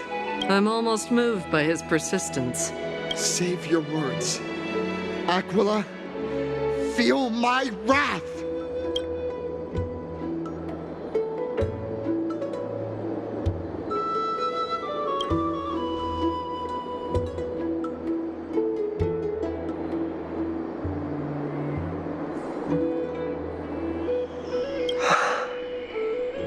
What did you just say? So, I was right? You really are from beyond the sky? A pact? Ah! So that's why he called you distinguished guests of Aglaya. Damionis, we're taking you in for an interrogation.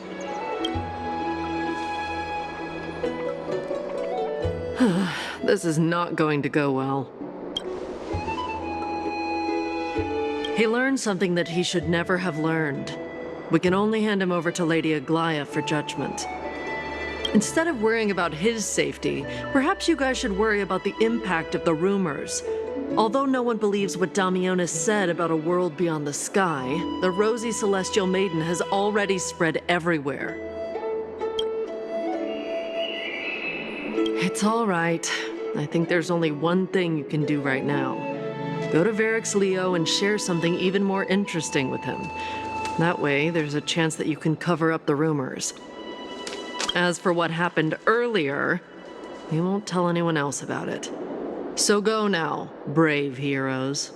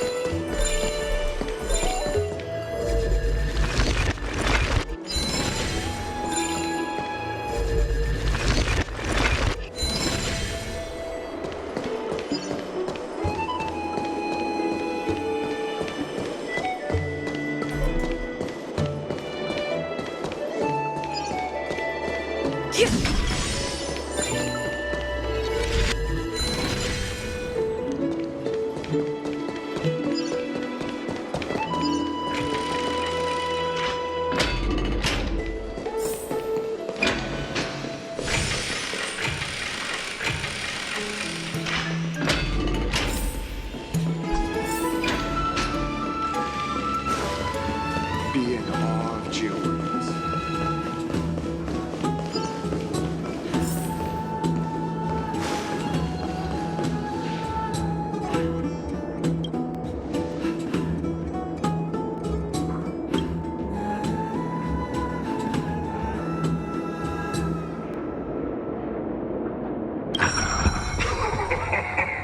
Look who came to visit this mighty lion.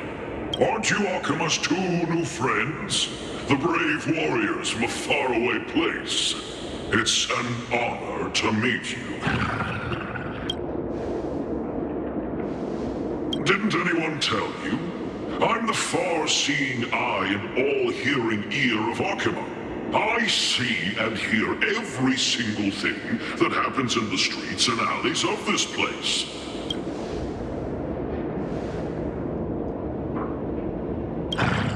Brave warriors, I'm afraid that I won't be able to help with that.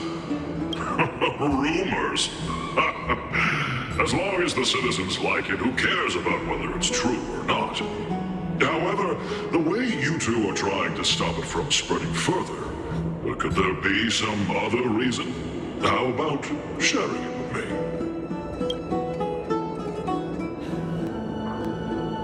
me? Don't be fooled by it. This lion loves engaging in gossip and rumors. A few days ago, when people were besmirching my tribe's honor, didn't you also turn a blind eye? Isn't this Lord Mighty?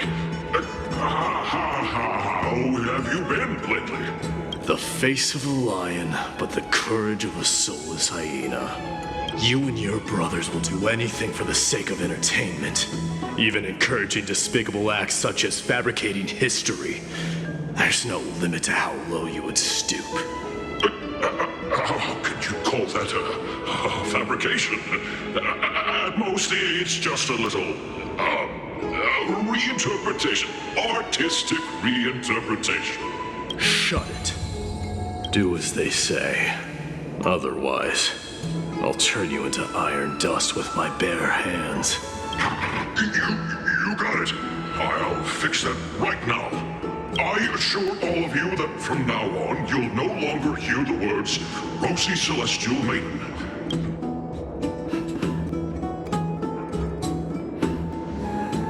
Don't misunderstand. I'm just annoyed at that lion head. Also, Phainon seems to think highly of you guys. If you were to be disposed of for such a trivial reason, his weak and fragile heart might not be able to bear it. Pray for the best, outsider. Pray that this farce has not reached the ears of Aglaia.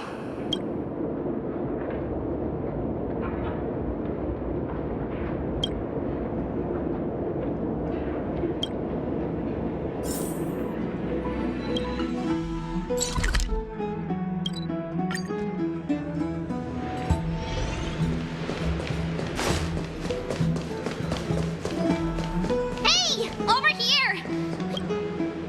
Where have you two been? We've been waiting here for quite some time. Even our wings are tired.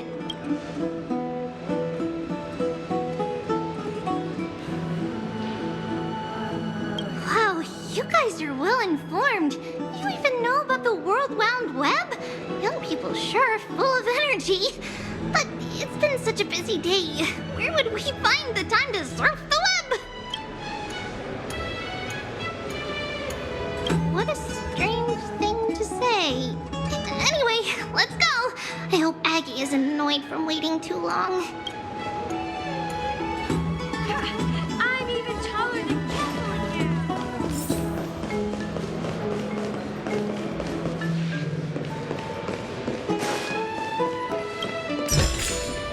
Looks good.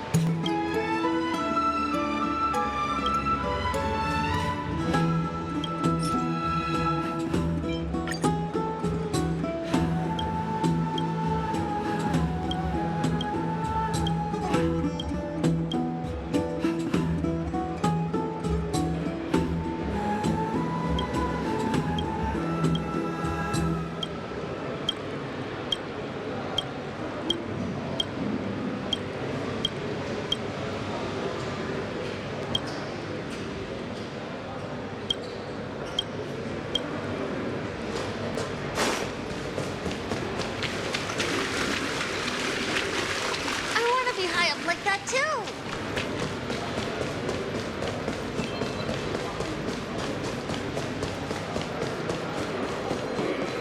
Faith can dispel the black. Oh, right. You can see the abyss from here. It's quite a nice place for a photo.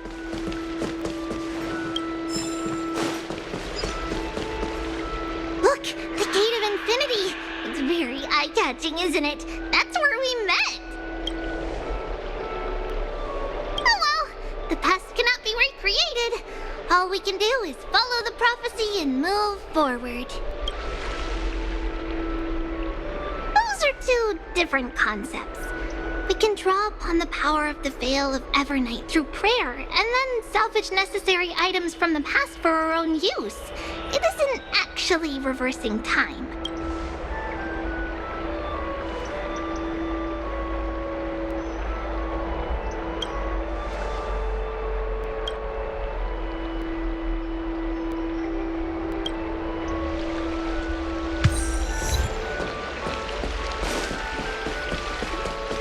Just hearing this melody makes... Have you heard? Aggie, we're back! Thanks for your hard work. Is there any news from Trian? Not yet, but we've already figured out where the deserters are headed to. With a little more time, we'll be able to track down the location of Castrum Kremnos. Oh, he's that candid with the two of you. Castrum Kremnos, both Nikidor's territory and their current abode, is a moving city-state enveloped in fog. Let's talk about something less serious for now. Would you mind giving the three of us some space, Treeby? Of course. Hope you like this gift. As Treeby mentioned, the both of you spared no effort in protecting the holy city. I would like to present you with a gift in recognition of that. If you are to stay in Akima, you'll need a place to rest. This gift will address your troubles. Welcome to your private bath chamber.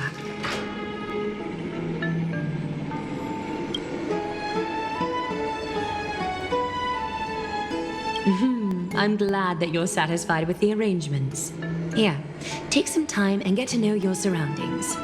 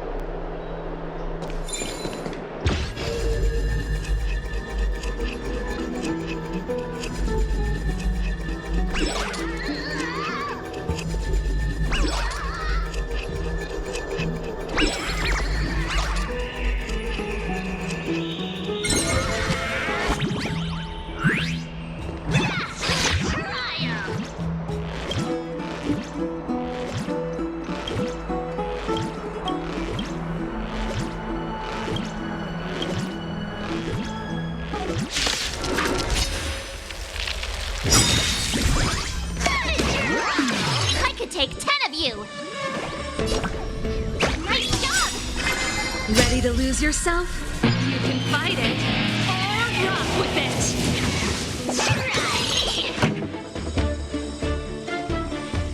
Turn it up!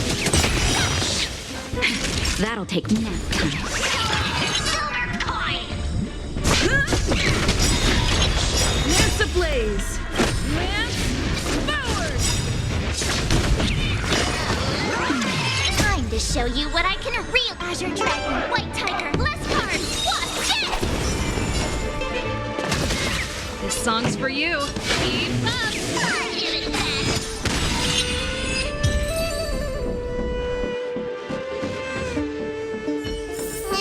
It's still early. Where's...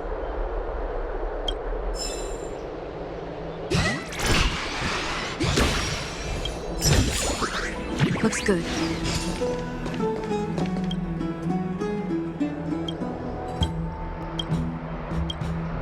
Oh, finished exploring? I still have one last special gift for you. Come this way. I'll explain it to you.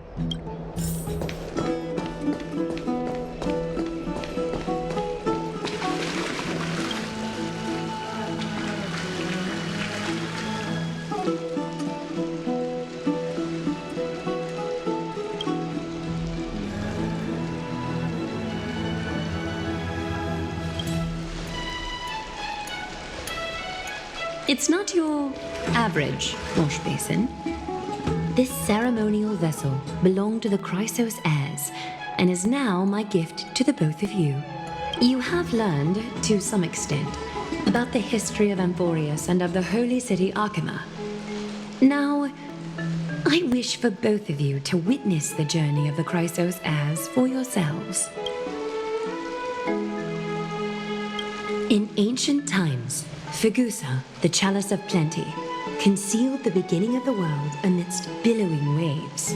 When the ancient ocean priests discovered that place, they used spirit water to build a barrier in order to prevent the site from being disturbed by external forces. However, they also left behind a passageway. That passageway is none other than the ceremonial basin in front of you. Clear yourselves of all distracting thoughts and wash your faces with the spirit water inside the basin. When you next open your eyes, you shall witness for yourselves the Vortex of Genesis, a great sanctuary that houses the original divinity of the 12 Titans. It's also the place where the prophesied miracle of Genesis will occur.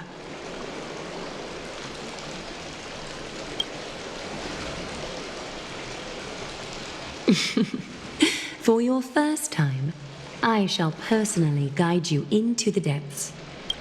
Close your eyes and hold your breath. Sever all other sounds and let my whispers fill your ears. Take a handful of the pristine water. Lift your palms in front of your chest and feel the water gently flow away through your fingers. Sink deeper and do this once more. Submerge your wrists in the spirit water. Familiarize yourself with its temperature, its touch. Spread your fingers, then lower your head and search for the palms of your hands. Feel the spirit water flow against your face until all of your senses are submerged, floating, sinking, diving into the depths.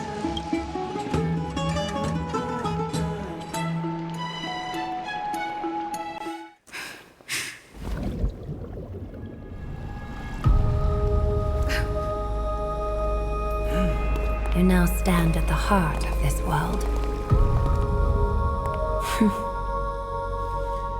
Now, I require your honesty.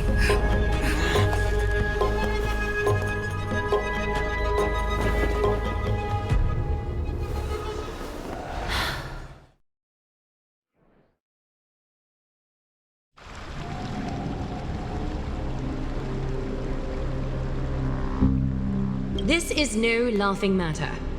It's an interrogation.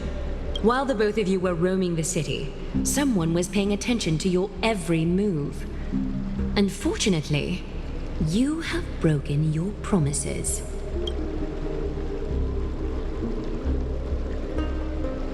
The Holy City's fate is as fragile as thread. I must exercise prudence in order to eliminate sources of potential disaster. I will grant the both of you another chance to mend our broken trust. The golden thread shall judge on my behalf. If you're truthful, you will live. Else, you will perish. We meet again, distinguished guests. Castress will be your executioner.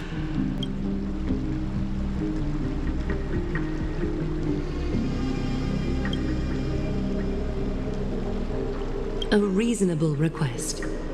It is indeed my oversight for failing to tell you everything in time. There have always been people in Amphoreus who looked beyond the skies. Indeed, there used to be a usurper nation that spared no expense in constructing skyships with the desire to break through the blue sky and reach the stars. However, Aquila's divine punishment fell the instant the fleet of skyships took flight. An entire city-state, along with all of its subjects, was reduced to ash in that moment. It's not that Amphoreus is unwilling to head toward the stars. Yet, anyone who even thinks about breaching the firmament would undoubtedly infuriate the gods, causing this land of the living to burn, and an entire nation of mortals to perish. The Eye of Twilight is only one example of this. This is forbidden territory which can never be ventured into.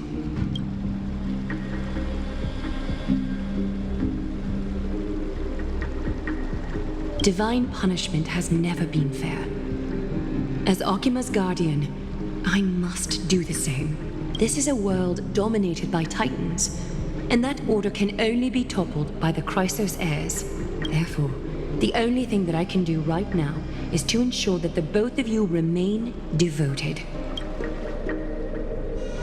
3 steps, Castress. Yes, Lady Aglaia. I shall ask you 4 questions. Dishonest answers will cause the golden thread to vibrate, while truthful responses will not affect the thread. The number of times that the thread trembles is the number of steps forward that the executioner will take. If she isn't standing behind you after all 4 questions have been asked and answered, the both of you will have passed this test. If she is, your journey will end here. You'll fall asleep amid the warm embrace of flowers and feel no pain. That I can guarantee.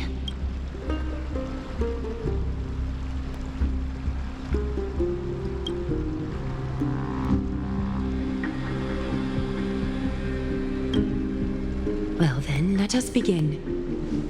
Question 1. Outlanders, why have you come to Amphoreus?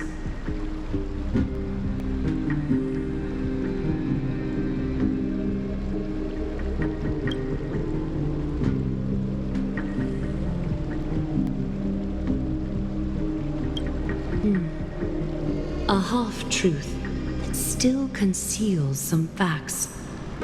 Yet, the rules leave no room for compromise. A step will be recorded. Question 2.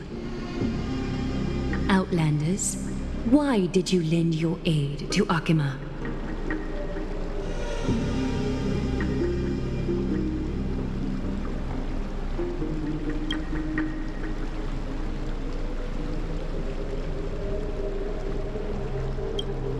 A response that is certainly full of spirit, but lacking in sincerity. A step will be recorded. Question 3. Outlanders, if the current situation changed dramatically, could you eventually point your blades at Akima and its citizens?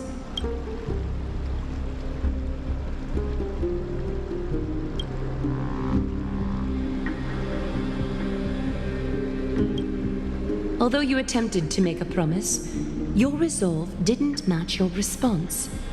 A step will be recorded. Final question. Outlander. An unknown but surging power exists within your body. Are you willing to use it to aid the Chrysos heirs in slaying the gods?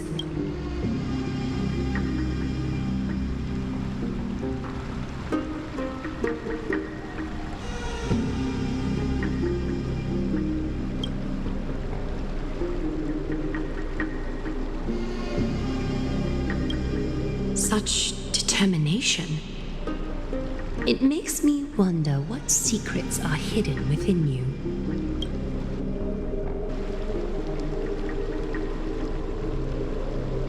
All 4 questions have been asked and answered.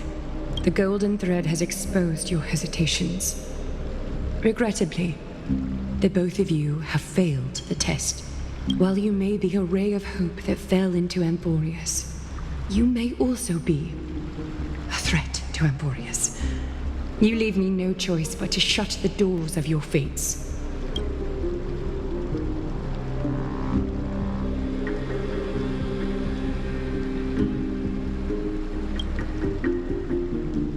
For the Holy City, I am willing to bear all the traits that others despise, and use every heartless yet effective trick in the book.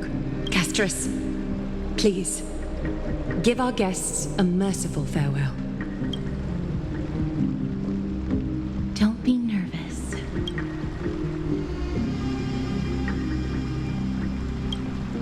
Please, relax.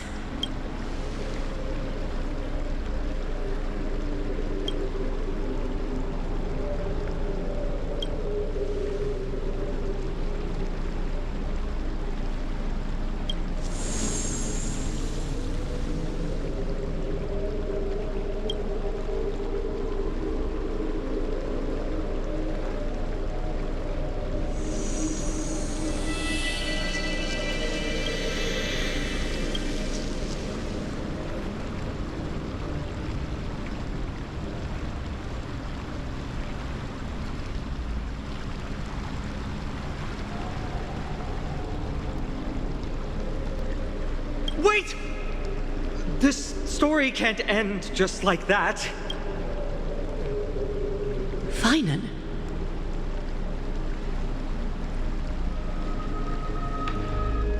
You bet you are. You've been on Amphoreus for such a short time.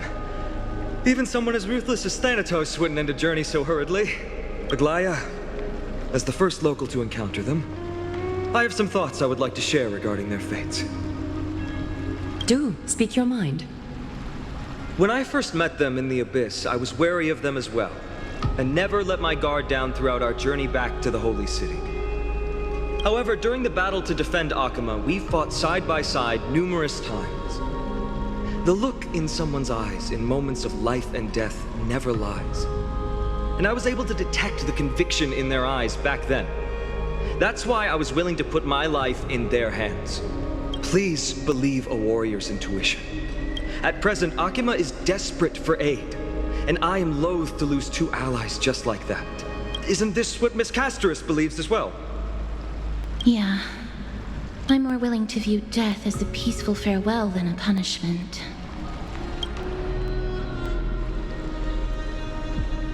I see. So 2 crisis heirs are willing to vouch for you. It seems my actions were too high-handed. Finan, will you fulfill your duty as host and look after our distinguished guests? Well, I'm not good at formalities. I'll do my best. Cass, next time, I hope you will express your thoughts openly. I will. Now, it's time to welcome the newcomers to the Vortex of Genesis. As you both have chosen to trust these Outlanders, ensure they are adequately informed about the mysteries concealed within.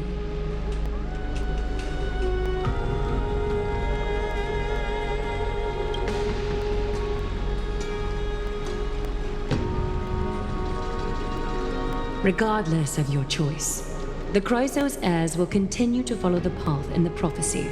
Finan's words have convinced me to make an exception for you. Whether you stay or go after this is for you to decide.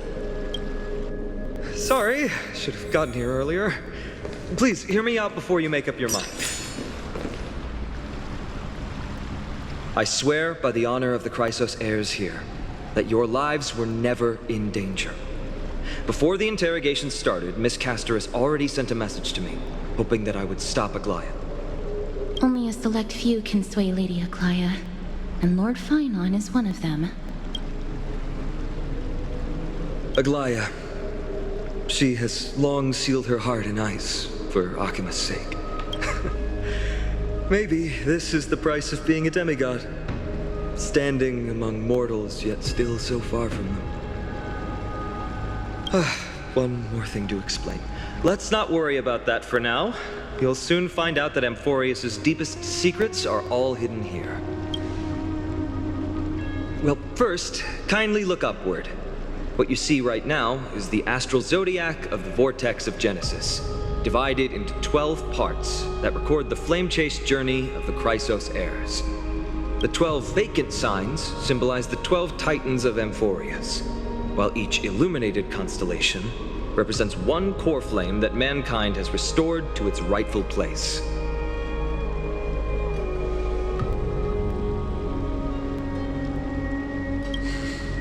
The generations before us paid a heavy price for that. The journey of the Chrysos heirs once faced immense hurdles and made no progress for a very long time. It was Aglaya and Tribi who rallied the Chrysos heirs from all over the world once again, leading us to re-embark on this prophesized journey. And they are the only 2 demigods in the Holy City.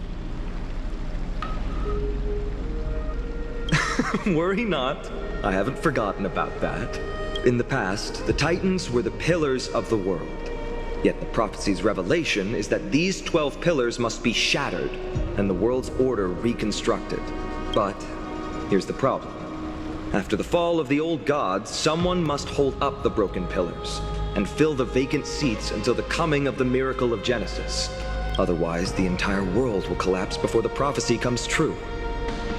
Aglaya and Tribi have already laid their own gods to rest, making them now both human and divine, as well as the bearers of Amphoreus' fate.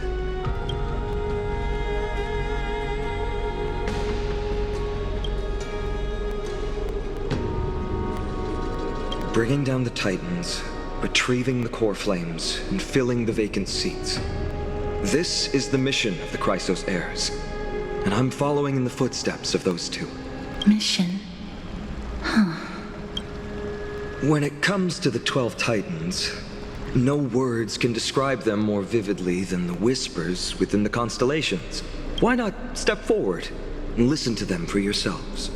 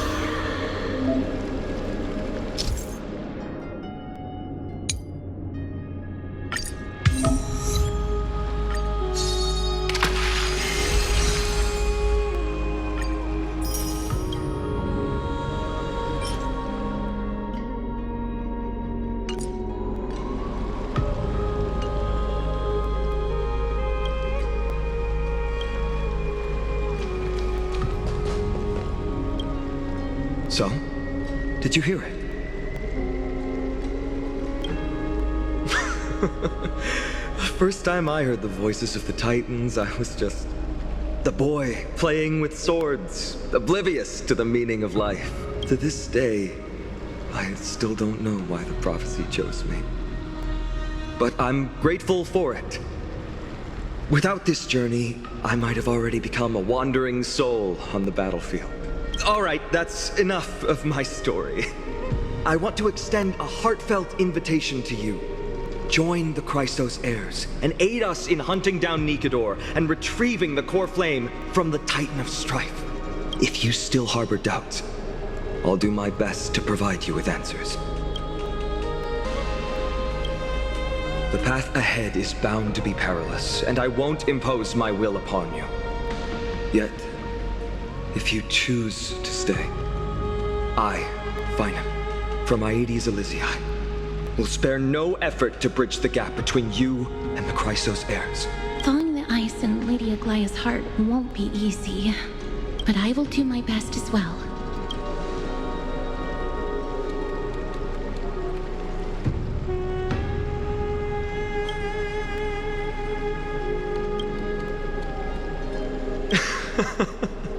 That's wonderful to hear. You truly are the hope of Amphoreus. I've always believed that the journey of the Chrysos heirs is not meant to be the saga of a select few, and that we must unite all potential allies, especially heroic figures like you. Once we triumph in the battle against Nikedor, that should dispel Aglaya's doubts. Lord Finon, our guests seem quite weary. Should we have them return to the bath chamber for some rest? My apologies, I got a bit carried away. It's been a long first day for you here on Amphoreus. Be sure to rest well in the bath chamber. I trust that Trianne will have returned with news about Castrum Kremnos by the time the two of you are fully recharged.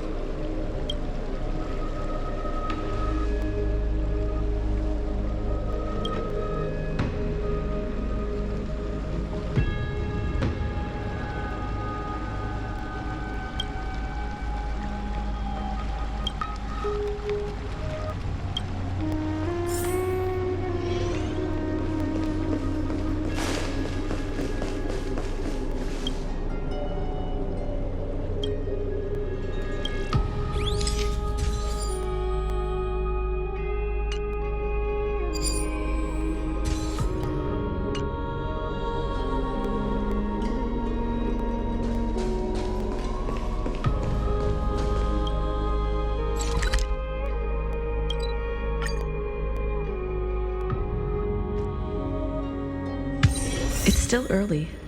Where to now? Have you heard? Seems like all the rooms are full.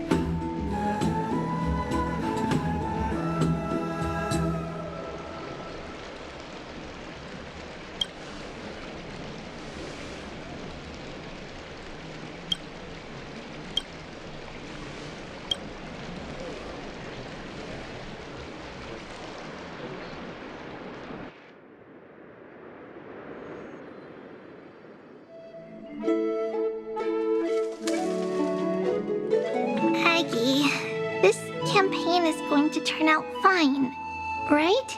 Do not harbor doubt, teacher. As the interpreter of the prophecy for the Chrysos heirs, any uncertainty in your words may undermine people's resolve. All right. But it's just you and us here. By the way, Aggie, I was actually wondering, when you were in the vortex earlier with them, were you actually going to...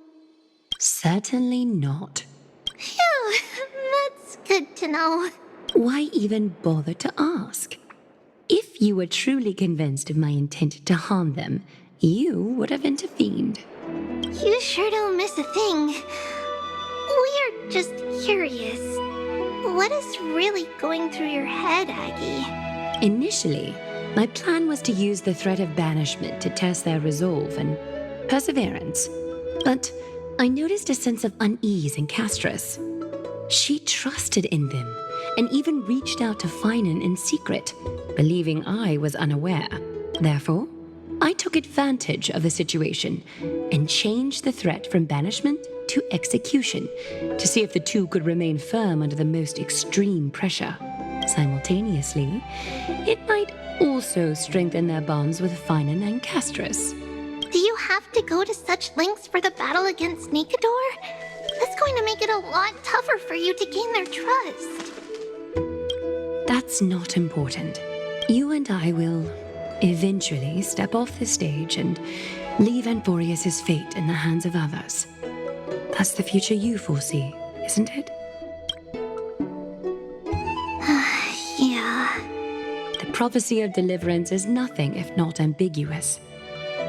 It urges us to defy the gods, yet refrains from providing a clear glimpse of what lies ahead.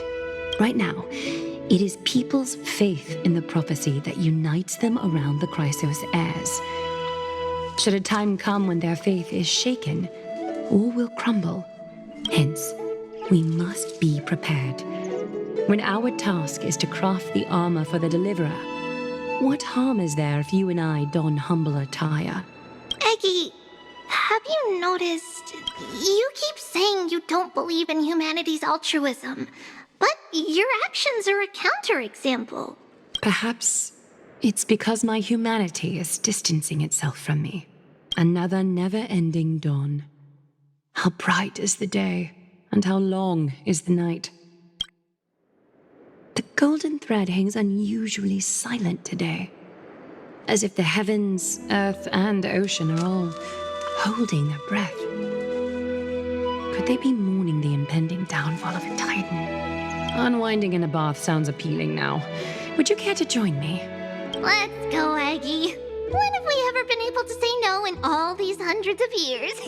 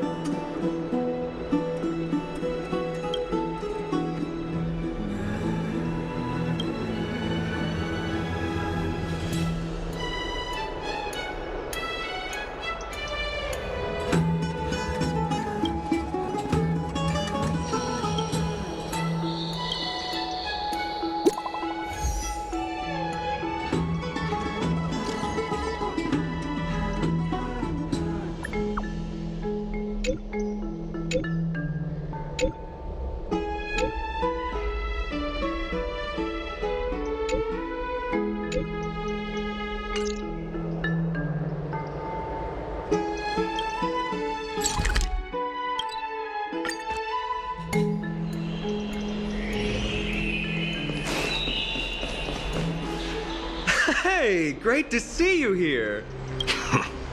Entrusting our fates to two strangers? Is this madness or folly? Maybe both. You should really make more friends, Mighty. Heroes, your attention, please. Trian has returned with news. For the first time in many years, we have dispersed the fog around Castrum Kremnos and verified its location. The awaited moment has finally arrived for the Chrysos heirs. Our path forward is now clear. Vanquish Nikador, the violent Lance of Fury, and bring the core flame of strife back to Akama to fuel the prophesized miracle. This is an arduous mission, and I must heed the voices of all to determine the best candidates for this campaign. Should you harbor any thoughts, this is the moment to bring them forth. I, Finan, of Aedes Elysiae, wish to join the crusade against Nikador. Furthermore, I recommend the two warriors from foreign lands. They have fought alongside me against Nikador's double, and I have full faith in their bravery.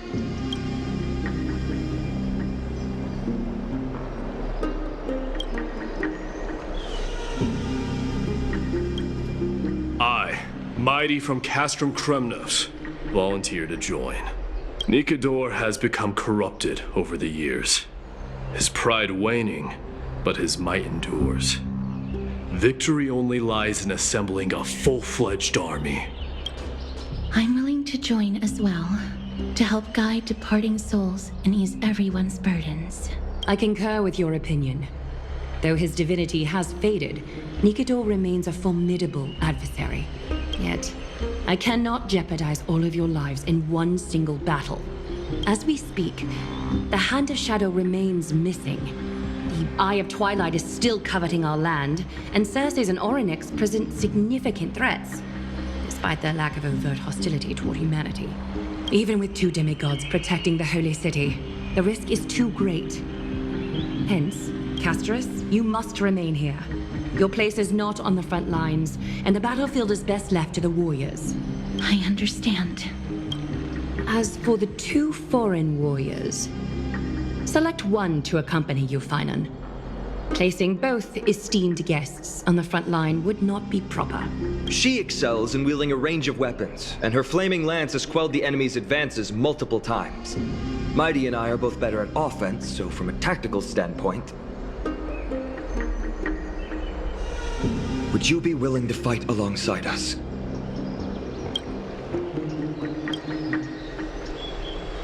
If you have no objections. Aglaya, the 3 of us will take on the mission to hunt down the Titan. Midamos, Castrum Kremnos was your home. Your people were once Nikador's followers. Yet, you've chosen to turn to Akima and dedicate yourself to the prophecy. Do you swear, upon Kefali's body, to make this mission of the Chrysos heirs your foremost duty? When Nikador succumbed to madness, they stopped being a god to my people. I will use my wrath as a human to strip that god of their authority. As for the core flame, and that soon-to-be vacant divine throne, if that is the object you desire, you can have it. I have no interest in becoming a replacement god.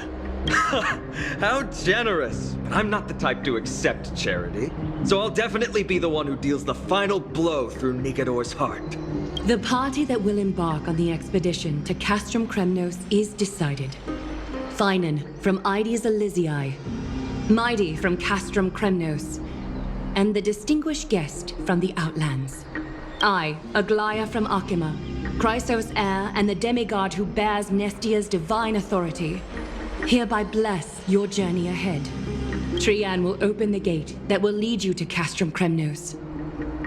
May the golden thread guide you on your journey and bring you safely home.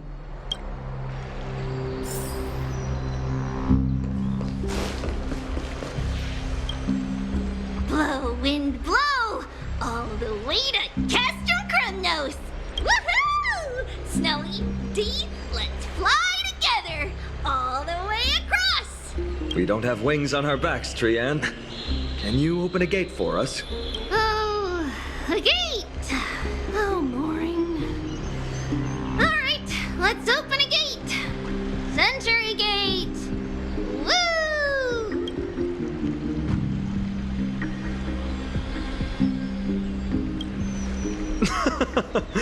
Were you expecting actual city gates? It's true, Trian is very playful, but she's the best gatekeeper in Amphoreus. Her Century Gate never fails. Instead of worrying about gates, why don't you take the time to think about how the 3 of us are supposed to fend off an entire army? That's not like you at all, Mighty. Don't tell me you're scared.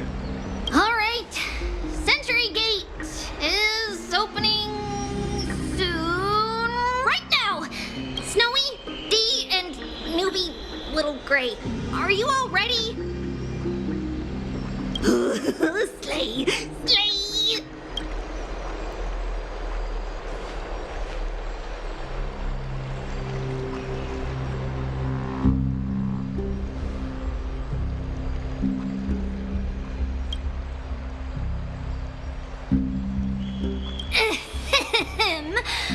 Stand still and listen up.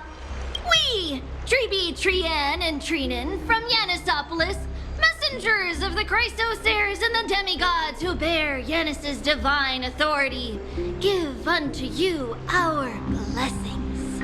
May fate show you benevolence and seal away all paths that lead to dead ends, and throw open all gates that lead to victory.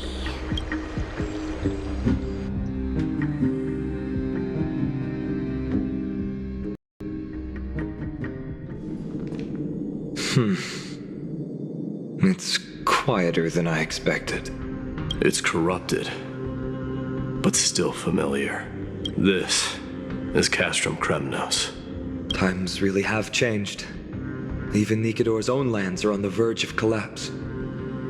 I haven't seen any sign of Titankin. If even half of Castrum Kremnos' old might remains, it would mean that Aglaia sent us to our deaths.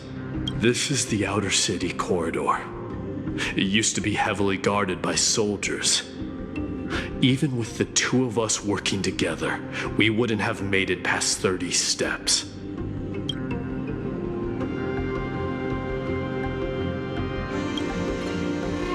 Think whatever you want. Yeah, Kremnos used to be the place every warrior longed for. Kind of a shame you didn't live in that era full of strong warriors, eh, Mighty? If all the heroes of the past hadn't fallen one after another, I wouldn't be the only worthy opponent you have left. Are you scared? It's still not too late to run. No, I'm just thinking about the warriors who also braved this very corridor in the past. They all ventured towards the city of the Lance of Fury, all just to set their names in gold.